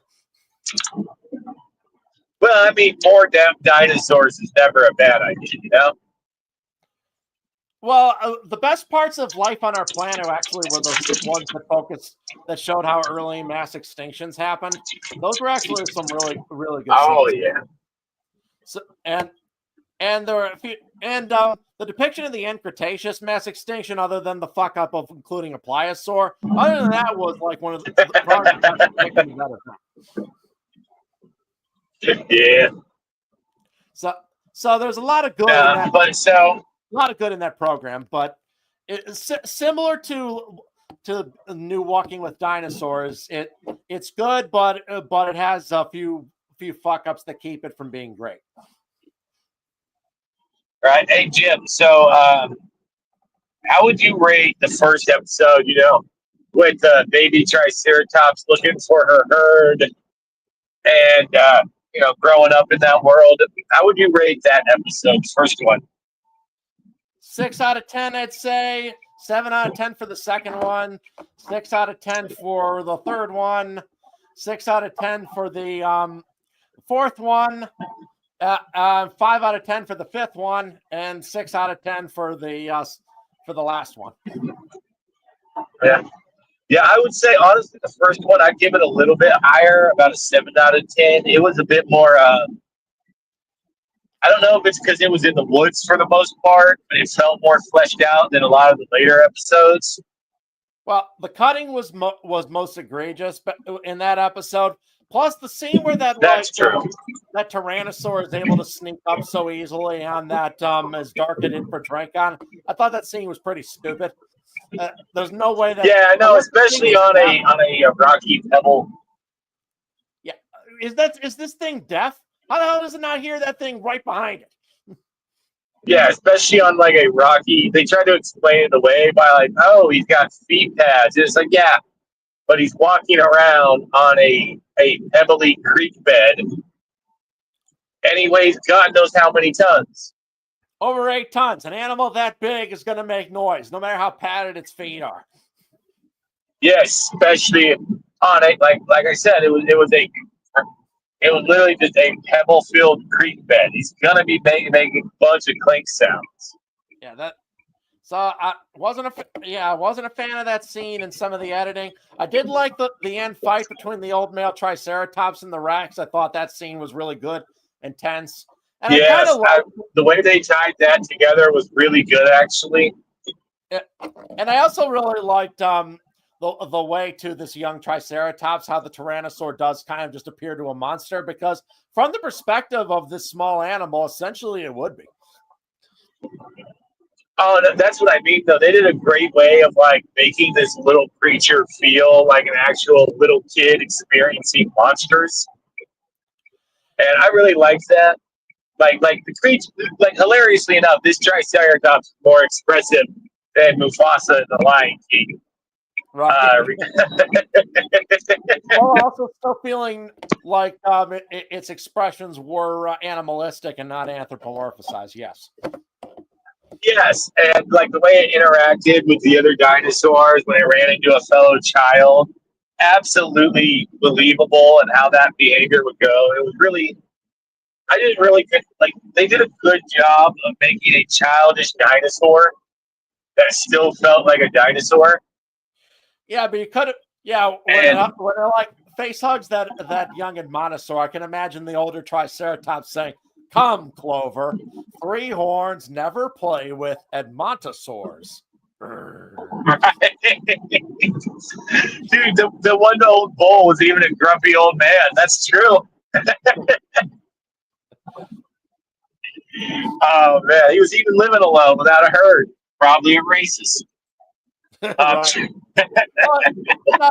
It makes sense that adult males would probably travel alone without a herd, because that's how it works with a lot of animals. Yeah, especially with large animals for some reason that tends to be normal, but I think it's probably just because large animals, especially the males, tend to be aggressive. Yeah, like rhino males travel alone, elephant males travel alone. I can believe that male Triceratops traveled alone. Yeah. I mean, once you get so big, you really don't need a pack anymore. No one on Earth has got like. I don't care. You could be Giganotosaurus. You ain't screwing with a full-size friggin' Triceratops just in case, you know? Yeah, as we saw that it was very capable of defending itself even against a full-grown Tyrannosaurus Rex. And I will say the way that they made it, the T-Rex feel monstrous was really well done. And then they do like almost the dolly zoom into the young Triceratops as she's staring at him from the bushes. That was actually a really well done cinematic scene. I agree. So I still liked it despite a few flaws. Yeah. So that's why I think I would place that one a little bit higher, just because like I really liked the young dinosaur a lot. It felt like a kid. It acted like a kid, but it still felt like a dinosaur. Yeah. After that, I would say the Spinosaur. I agree with you. It's like a 6. After that, which one was it?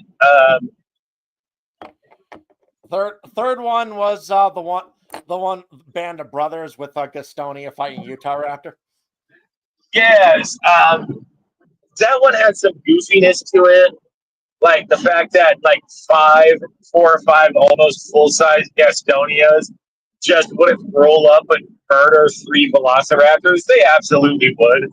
Honestly, they just roll over them like tanks. Utah Raptors, they roll over them like tanks, you know, even if they're not fully grown. Yeah, I don't think Utah Raptor would have been as much of a persistent threat to Gastonia as this episode portrays, because there were a lot of creatures in the region that don't appear in this episode that would have been made far more suitable and easier prey for Utah Raptor than Gastonia. Yeah, I was gonna say, like, there's definitely other prey items. They just don't seem to exist for narrative reasons.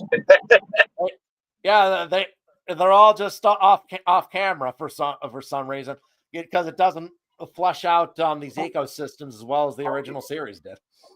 Right. So that one, I would say, definitely suffered a lot in like the way the narrative is, and also, like you said, that one definitely approached the most like Jurassic Fight Club material with how these Utah Raptors were like half ninjas. Yeah, kind of.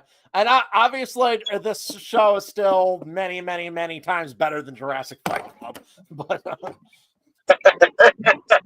well, I'll give Jurassic Fight Club this. It never pretended to be anything else. Guys, that show was so openly stupid sometimes. It really had like a weird hate boner for Ceratosaurus is another thing.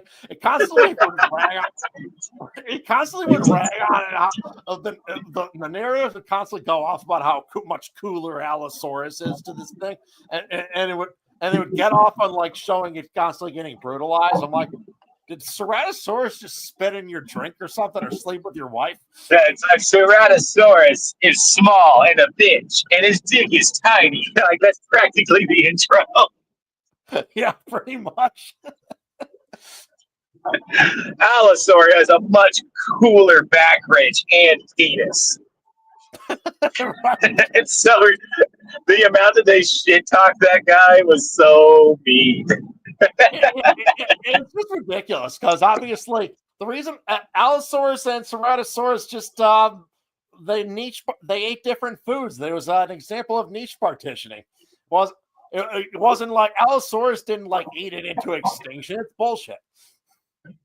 It's like, oh my god, this Galil looks like a bitch compared to a saltwater crocodile. It's like, well, no shit. They're very different creatures. Right.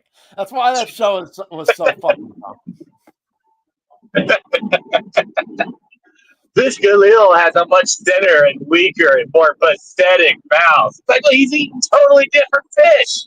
Yeah, right. Well, actually, he's eating fish. The crocodile's pulling down at mammals. Right. So after that, I would say I really liked the Allosaur episode. They really like the environment wasn't fleshed out. Albertosaur. I really liked the Albertosaur episode, even though its biological diversity wasn't that much, frankly. But the way it fleshed out the pecking order, the matriarchy of the Albertosaurs, and the emotions of them was really good. Oh yeah, I like that episode too. I thought all that, and there is evidence that Albertosaurs might have been pack hunters. So, and I like the idea that it talks about how the short arms of Tyrannosaurids might have been used to like corral or like pleasure mates. That's an interesting idea, and it makes sense because Tyrannosaurids all had these weird short arms that probably weren't much used for hunting, but they kept them for tens of millions of years. So if they were completely useless, they probably would have been evolved away entirely. So they must have had some kind of purpose. Yeah. Yeah, literally just two Albertosaurs laying next to each other, reaching over with their arms, patting each other on the shoulder. That makes a lot of sense. Yeah, it was like a way of kind of like pleasuring each other with their arms. It's just emotional bonding through physical contact, and like chickens will even do that. They'll lay next to each other and rub each other with their heads. Yeah, that is plausible behavior. It also has like face biting behavior when like a subordinate gets out of line, which also is supported by fossil evidence. We found numerous Tyrannosaurid specimens that have bites on their faces. Yeah, and it absolutely makes sense. I mean, anytime you get like lizard brain or bird brain animals that have some kind of hierarchy, that's usually how they enforce it. It's just instant violence to the face and then back off. Yeah. I've seen lizards do that to each other, which is always pretty funny. And then episode 5, again, my least favorite because it just retrends territory that was already done in the Benedict Cumberbatch cut of the 2013 Walking with Dinosaurs. Oh my God, I forgot that was him. Huh? Oh, I forgot that was Benedict, man. I forgot that was the same guy. Well, but like a couple years after the Walking with Dinosaurs movie premiered, they released a shorter, more adult cut of it that was narrated by Benedict Cumberbatch. And yeah, no, I remember that. A much better version than what was released in theaters.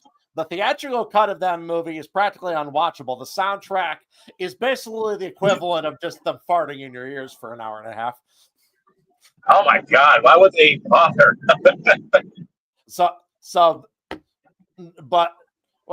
Basically, after it was made intended to be a dialogue free, some of the dumbest executives in studio history looked at it and were like, "Dude, why the dinosaurs not talking? Why are they no talking? Where are the poop jokes?" Duh. Oh my God. And they added that stupid ass soundtrack to it. And the BBC wasn't satisfied with that, so they hired Benedict Cumberbatch to do a better version a couple years later. And that version isn't perfect either. It kind of has some editing problems, but it's by far the better version, and it kind of makes episode 5 of this series mostly redundant. Yeah, that's true. So I would say honestly, between the Jurassic Fight Club, actually, no, those 2 episodes, I might actually, the Utah Raptor and that one, I might have to bump them down to 5.5. Yeah. Just because, like, those 2, like you said, it was retreaded territory, and the Gastonia episode also was for sure like one of the least fleshed out episodes. I think. Like the first episode definitely had way more cuts to the modern time, but it was also a lot more fleshed out. Like anytime that the Triceratops was on screen, something was happening. Whereas the Gastonia, it's like they go into the forest and they bump into raptors, Utah Raptors, they walk away. They bump into Utah Raptors, they walk away, and then natural disaster. It should have just had the Utah Raptor fight, one at the beginning and then one at the end of the episode, and you should have had them do other shit and explore the environment most of the episode instead of just having Utah Raptor versus Gastonia over and over again, the whole episode. Yeah, honestly, if they just had one scene where like Gastonia ran into a really big and like douchey, aggressive herbivore, and just put that right in the middle, cut out one of the conflict scenes and put that in there instead, it would have made that episode probably one of the better ones. But there were sauropods in that region. There were like sauropods around at the time, but you don't see them in this episode. Right, and these are like young Gastonia. It's not outside of the realm of possibilities that they like try to link up with other herbivores that almost step on them and cause trouble, you know? Yeah. That's actually what sounds like a relative of Gastonia does in Walking with Dinosaurs. The original Walking with Dinosaurs, because it has them following an iguanodon herd for kind of protection. Right, just a little scene like that would have done so well to make that. But instead, honestly, I think it's one of the most, like, even compared to the last episode, where it has like 2 species on screen, at least in that episode, it was narratively really well done. Yeah. This one, the narrative is literally just repeat, rinse, repeat 3 times over, and then natural disaster. Yeah, and episode 5's the only thing it really adds to it that wasn't in the Benedict Cumberbatch cut of the Walking with Dinosaurs movie is the whole massive flood, like drowning an entire herd, which is a pretty interesting find to showcase, I will admit. Oh, no, that was pretty awesome. And like when they showed how many, but I don't think it justifies that. When whatever money went into making that episode could have gone into making one about early Jurassic China. Could have made a Triassic episode. Maybe early Jurassic Arizona to show Dilophosaurus. There's so many other places that haven't been that wouldn't have been a complete retread. They could have done with that money. Yeah. Oh, in the last episode, I gotta say, a 6.5. It would be a 7, but it's just so hollow of an environment. Yeah, that's the biggest problem with it. Like this feels like an environment that's like most of the episodes. The environments constantly feel like they're on the edge of ecological collapse if they're not there already. Yeah. Which wasn't the case at the time. It was a time of of stunning biodiversity, actually. Yeah, most. Oh my God, yeah. The temperatures were up, and there was jungles and forest and like very rich deserts all over the place. A lot of people underestimate how rich with life deserts can be. Which at least the episode 5, to its credit, at least does show how massive the herds at that time were, which is the case. Because even like compared to a few decades ago, animal herds used to be much bigger than they are today.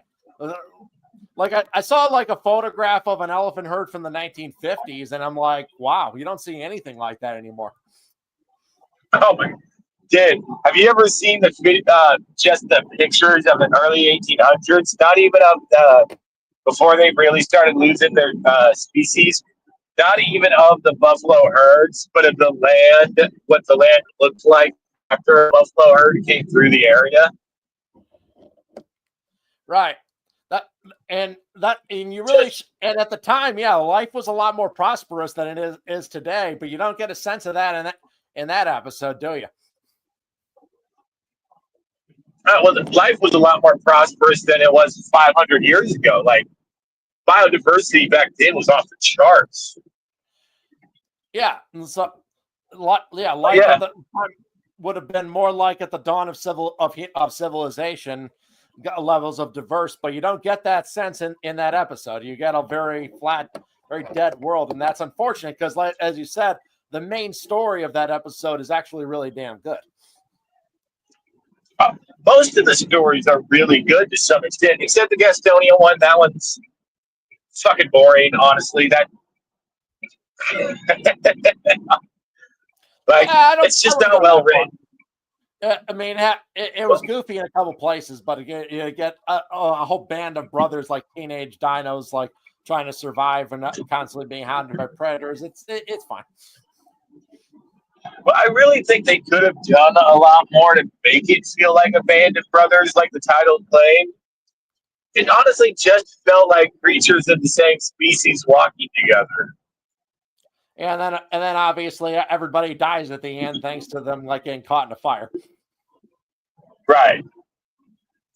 Definitely the weakest writing in the entire series. And like I said, my biggest complaint is it feels like Luke Skywalker walked into the cantina. There was a total of 3 people there, including the barkeep. Yeah. Oh yeah. That was this. So overall, this show is very okay, but is it the ultimate Walking with Dinosaurs follow-up that I dreamed about over the past decade? I'm gonna say no, not really. No, not at all. It falls very, very short as a follow-up, but as its own independent, not connected to the idea of Walking with Dinosaurs, it's pretty good if you can detach it. Yeah, I want to judge it as its own thing. Even if it's not the perfect Walking with Dinosaurs follow-up, I'm still glad it exists. If the alternative was nothing at all. Oh, absolutely. Like I said, I'd give it a solid 6.5. Like I'd watch an episode or two again on a flight. Yeah, it's all a solid program. good pretty decent visuals, pretty decent stories, up to date science. So overall, The science is probably the best part. yeah, the science, yeah, good science to it. The paleontologists seem like they were listening. A lot of them have advocated very strongly for this program, and you can tell there was a lot of effort put into making this as accurate as they could. No, and that they, as far as I can tell, they blew it out of the water. They did a great job, especially compared to your average goofy mistakes that dinosaur documentaries make. Yeah, definitely beat Life on Our Planet in terms of accuracy. Even though Life on Our Planet is a bit better computer animation. Yeah. I'd solidly recommend. It's not bad in any way, shape, or form. It's just with the idealism of the original series, it could leave you feeling a bit short. Yeah, but Surviving Earth will be out possibly this fall and possibly early next year, and I think it's going to be the ultimate prehistoric series that we've been waiting for. Like I have very high expectations for Surviving Earth.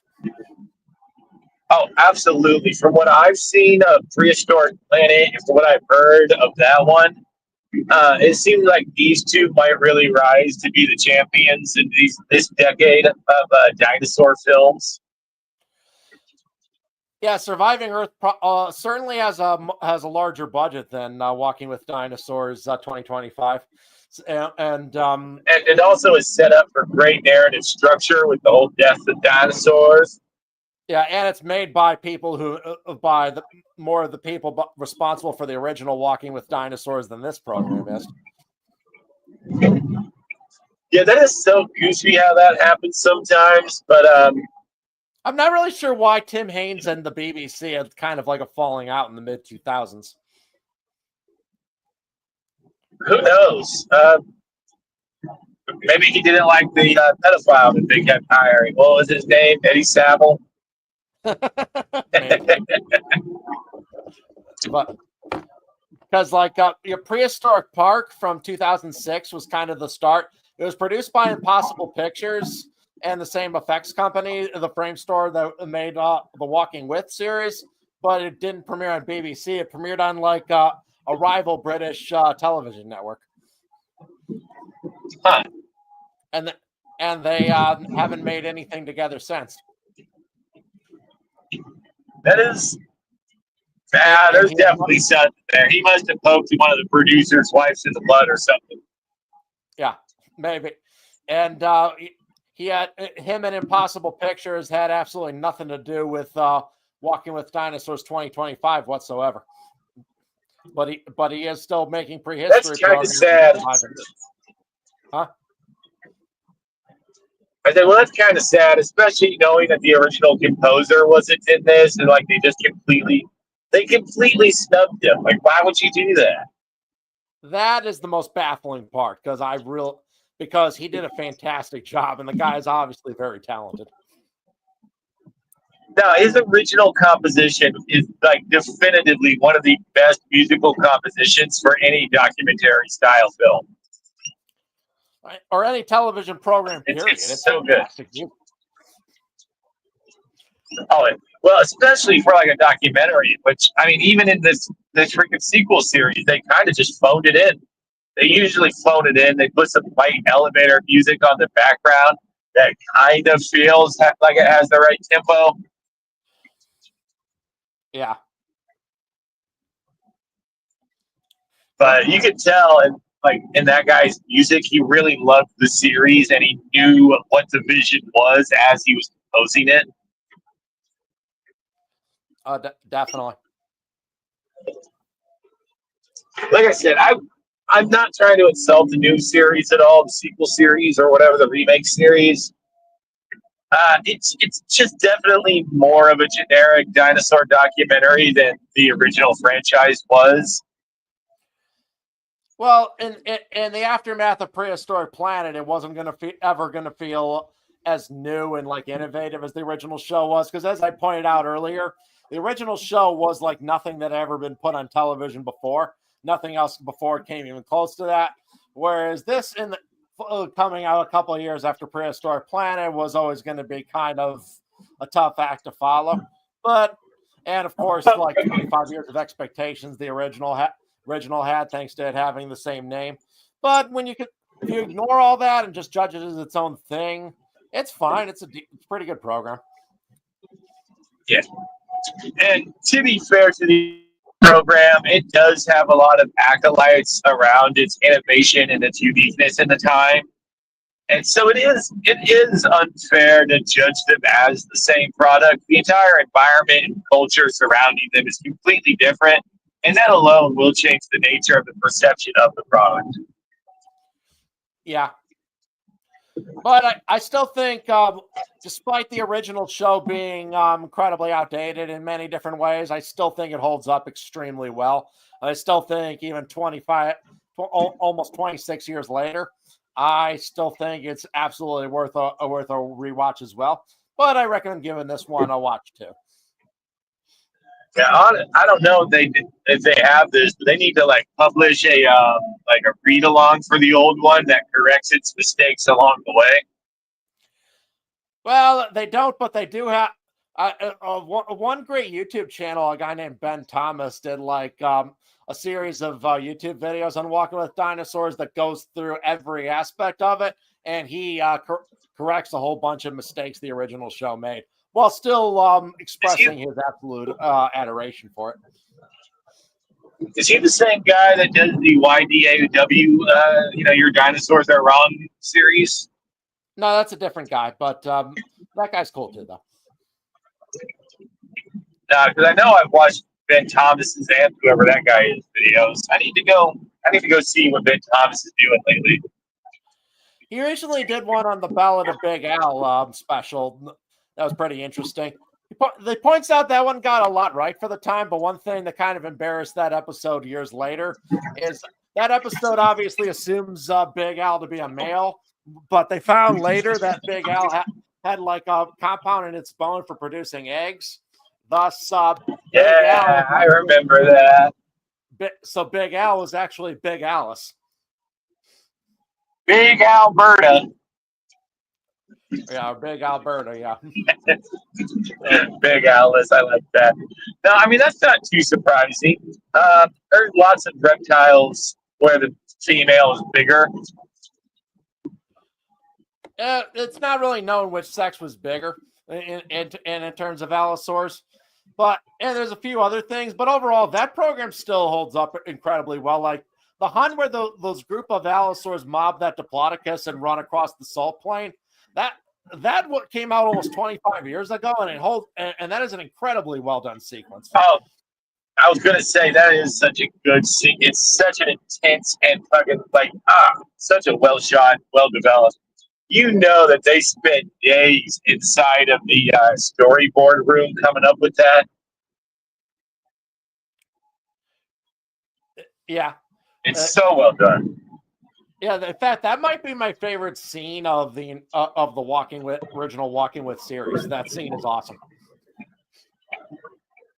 But I really, really hope that this does make enough money to justify eventually a Walking With Beast. Because I would love to, and hopefully they do the smart thing and highlight some of the lesser known creatures. Oh, I'd love a follow-up of Walking With Beasts. Matter of fact, I really consider Walking With Beasts to be easily the finest of the original series. In fact, prior to Prehistoric Planet, I would regard it as the finest piece of paleo media ever made. And now it's a close second to Prehistoric Planet. Yeah, I don't know how accurate it was to the science at the time. Oh, but I just really love it. Much better. That's a big reason why I consider it superior to Walking With Dinosaurs. There are a few inaccuracies in that one as well, but it probably less than half as many as Walking With Dinosaurs. It did a much better job of sticking close to the science at the time. That's good. But also with that one, the early proto-mammals and the mass extinction they were facing, that series did such a good job of turning you're thinking of Walking With Monsters. Walking With Beasts didn't have any proto-mammals. It said after the Yes, I'm sorry. I'm thinking of Walking With Monsters. But specifically the way that one made the environment feel like an impressive character as it's just killing off these mammals and early archosaurs left and right is so good. Yeah. Showcases early whales in one episode. There's one of the evolution of mankind, and one that shows the biggest land mammal that lived after that ever lived. Paraceratherium. Paraceratherium, yeah. Paraceratherium. I don't know. For some reason, in my Ark survival game, it was always called Paraceratherium or Paracer. Yeah. So I got stuck with that word in my head. And the Oligocene environment, which was all really cool. That was a great show. Man. Yeah, the Walking with Beast, so good. Yeah. Walking with Monsters is probably the worst of the original Walking with series, but even that has good moments. Even though it kind of fucks up animal taxonomy pretty badly at times. Oh, absolutely. It totally messes it up. But just the way that, like this felt like almost like a dying kingdom in Walking with Beast and Walking with Monsters. And the story writing for the environment, which is clearly what they focused on more throughout that one, was absolutely exceptional. Yes. And in Walking with Monsters, like the creatures, I don't know what it was, but the way they did their creatures in that one, maybe it's just because they were mammals, so it was a lot easier to be accurate on behavior, but it was so well done. There were no mammals in Walking with Monsters, dude. No, in Walking with Beast. Oh. Yeah, that's and Walking with Beast, the characters, like the dinosaurs in that felt so real. The dinosaurs, the mammals in that felt so real. There are birds in that one.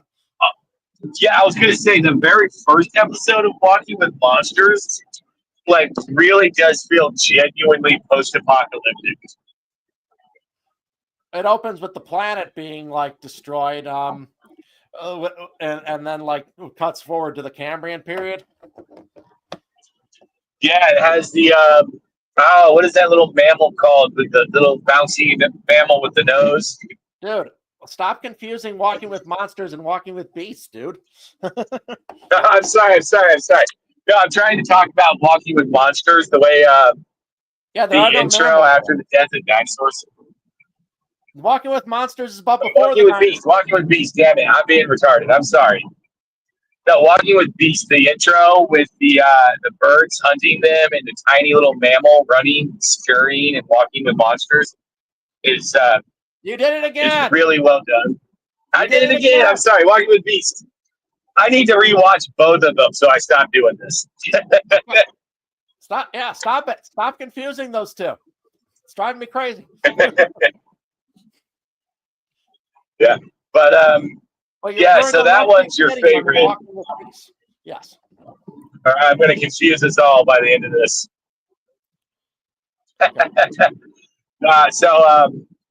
Are you? So, do you think we'll get a Walking with Beast or Monsters out of this? It's possible, and they've talked about another season of the new Walking with Dinosaurs, because even if you do stick with just dinosaurs, there's still a lot of time periods that this series ignored that you could make good episodes on. No, like absolutely. I mean, it's near infinite content that you can come up with, even just sticking to, frankly, any of the Cretaceous, Triassic, Jurassic. I mean, even if you just took any of them. Yeah, so you could do a couple episodes set in the Triassic. You can do early Jurassic. You can do late Jurassic in North America or Africa or South America. You can do Middle Cretaceous South America and have Argentinosaurus and Mapusaurus. There's so many things you can do. I will say the Triassic really does need a lot more love, just because of how gosh darn goofy the middle of Triassic was. Well, like middle and early Triassic. Surviving Earth will definitely feature the Triassic, so we'll get it there. What was that extinction in the middle of the Triassic? Is it going to have that one? I'm not sure about the middle Triassic, but it does have the end Triassic mass extinction. That'll definitely be there. Yeah, because like early to middle Triassic had all of the goofiest little dinosaurs, archaeosaurs that were still there, just experimenting. And then another mass extinction wiped out all the goofy looking ones. Yeah, at the end of the Triassic, a very significant mass extinction happened. That actually wiped out a lot of creatures the dinosaurs competed with, and kind of like resulted in them taking over the world. Because like a lot of pseudoscians were actually the dominant animals on much of Pangaea at the time, but in the end Triassic mass extinction, they were wiped out, as well as some proto mammals as well. The weird dicynodonts were wiped out as well. So, well, they were kind of in slow decline throughout the late Triassic as kind of sauropodomorphs outcompeted them, and then the end Triassic mass extinction wiped them out permanently. The last of them were killed there. But yeah, a whole bunch of like really weird groups that emerged at the end of the Great Dying were wiped out in the end Triassic mass extinction. But the dinosaurs were much less affected.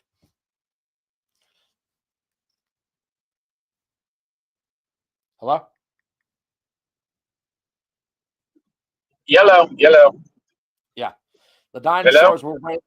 It's believed actually that because they have kind of faster bird-like metabolisms and feathering, that they were able to survive the cold that happened at that time better than their contemporaries.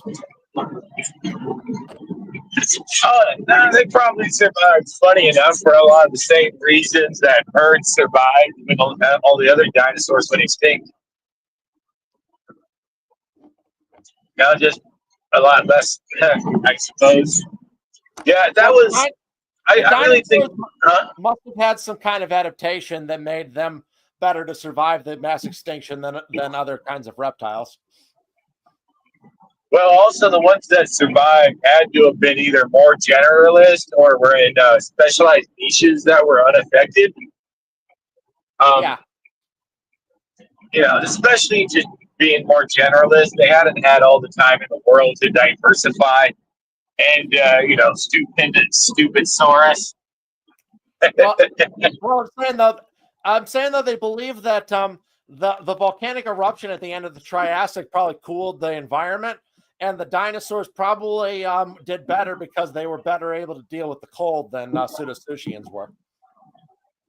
Yeah, I mean that, as far as they can tell, that was kind of the early, like, not a lot of active metabolisms were around at the time, as far as they could tell.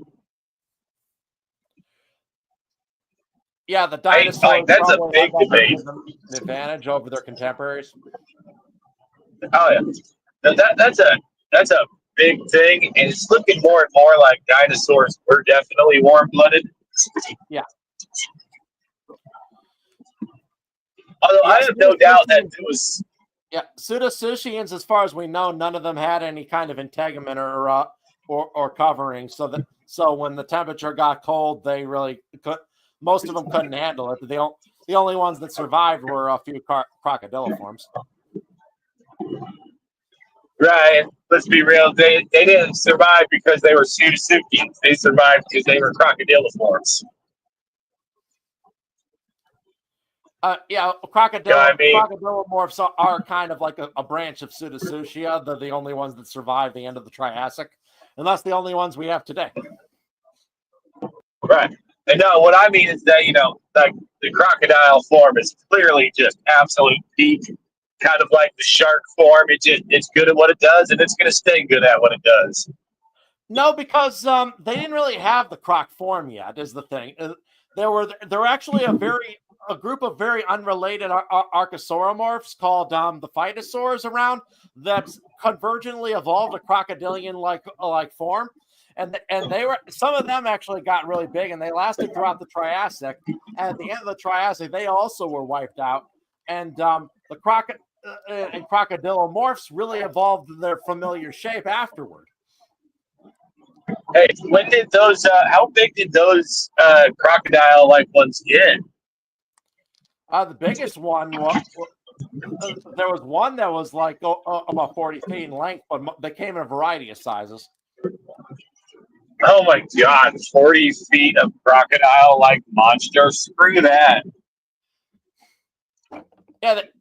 Yeah, they were different than crocs. One of the ways you can tell them apart is their nostrils were like on the top of their heads, more like a whale than not at the end of their nose like crocodilians have. Yeah. In a way, almost more specialized, huh? Yeah, but they held the same niche crocodiles later would. They're kind of, it's an example of convergent evolution. But their crocodilian shape was entirely evolved independently. So technically, crocodiles are mimicking them.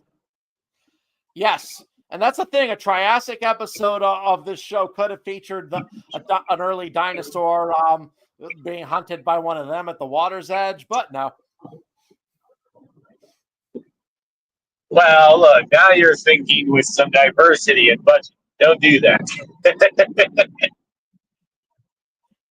Yeah, but I'm hoping something like that's in Surviving Earth is what I'm saying. And if they make another season of this show, which some producers have actually talked about that, but it hasn't, like, as far as we know, been given the green light. I hope they really focus on the Triassic.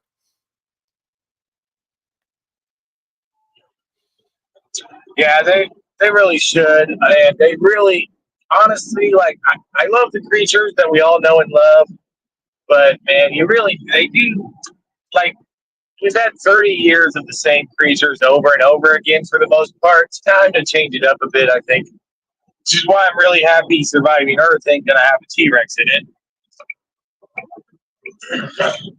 Yeah. They actually originally were going to have a T-Rex in it, but I guess someone in them said, "Hey, T-Rex has been in every other program. Let's do something different." Yeah, and I'm all for that. I mean, to be fair, it's probably hard to get funding for a dinosaur thing if you don't include the damn T-Rex. Well, a bigger thing than that is Tyrannosaurus Rex is a dinosaur we know was around when the meteor hit. Whereas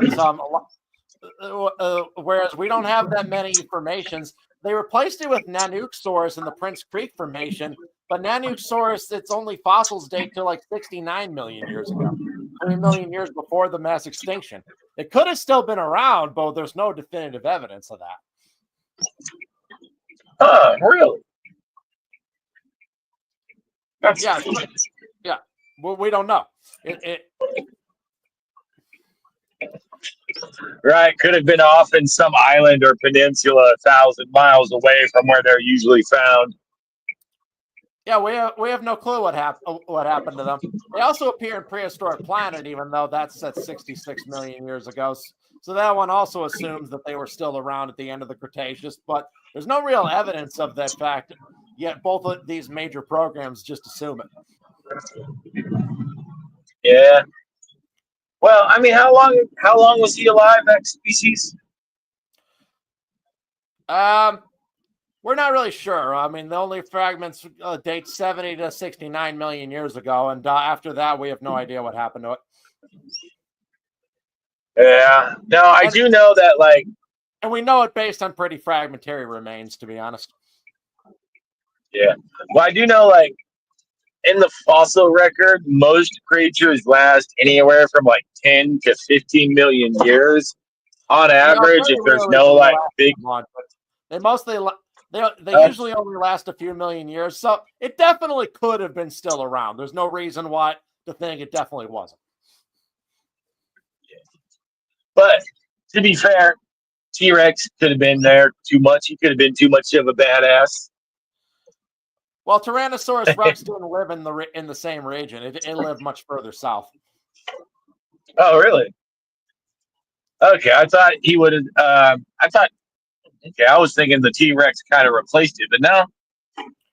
No, they lived in different regions. That's the thing. So Tyrannosaurus Rex probably didn't have much encounter with it at all. Huh. Yeah.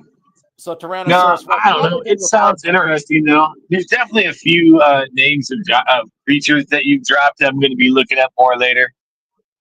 Yeah. But hey, man. I think we've talked. We've said our piece. Overall, Walking with Dinosaurs 2025. It's good, and it's free on PBS. You should definitely watch it. Oh, yeah, I agree. There's nothing wrong with the series whatsoever, despite what we've been saying. Like we're just doing rose tinted glasses for nostalgia. It is a perfectly good documentary, and it does have some really well done scenes and shots that are worth it for those alone. It's not great. It has some problems, but I still think it's worth checking out. Yeah, there's definitely some highlights where they did go above and beyond. It's just not enough of them for it to matter, frankly. Yeah, it's not like it doesn't. There's not enough really great scenes to elevate it. Right. Watch it, but if you have Apple TV, watch Prehistoric Planet first. Oh yeah. Or watch Prehistoric Planet afterwards, so you don't end up like all the people complaining about the CGI. Okay, maybe so. Yeah, maybe do that instead. Yes. All right, man. Well, I'm going to take off. It's been great talking to you and talking to you too, but I do got to get going. Yep. Everyone, just remember, stay awesome. Bye bye. Stay awesome.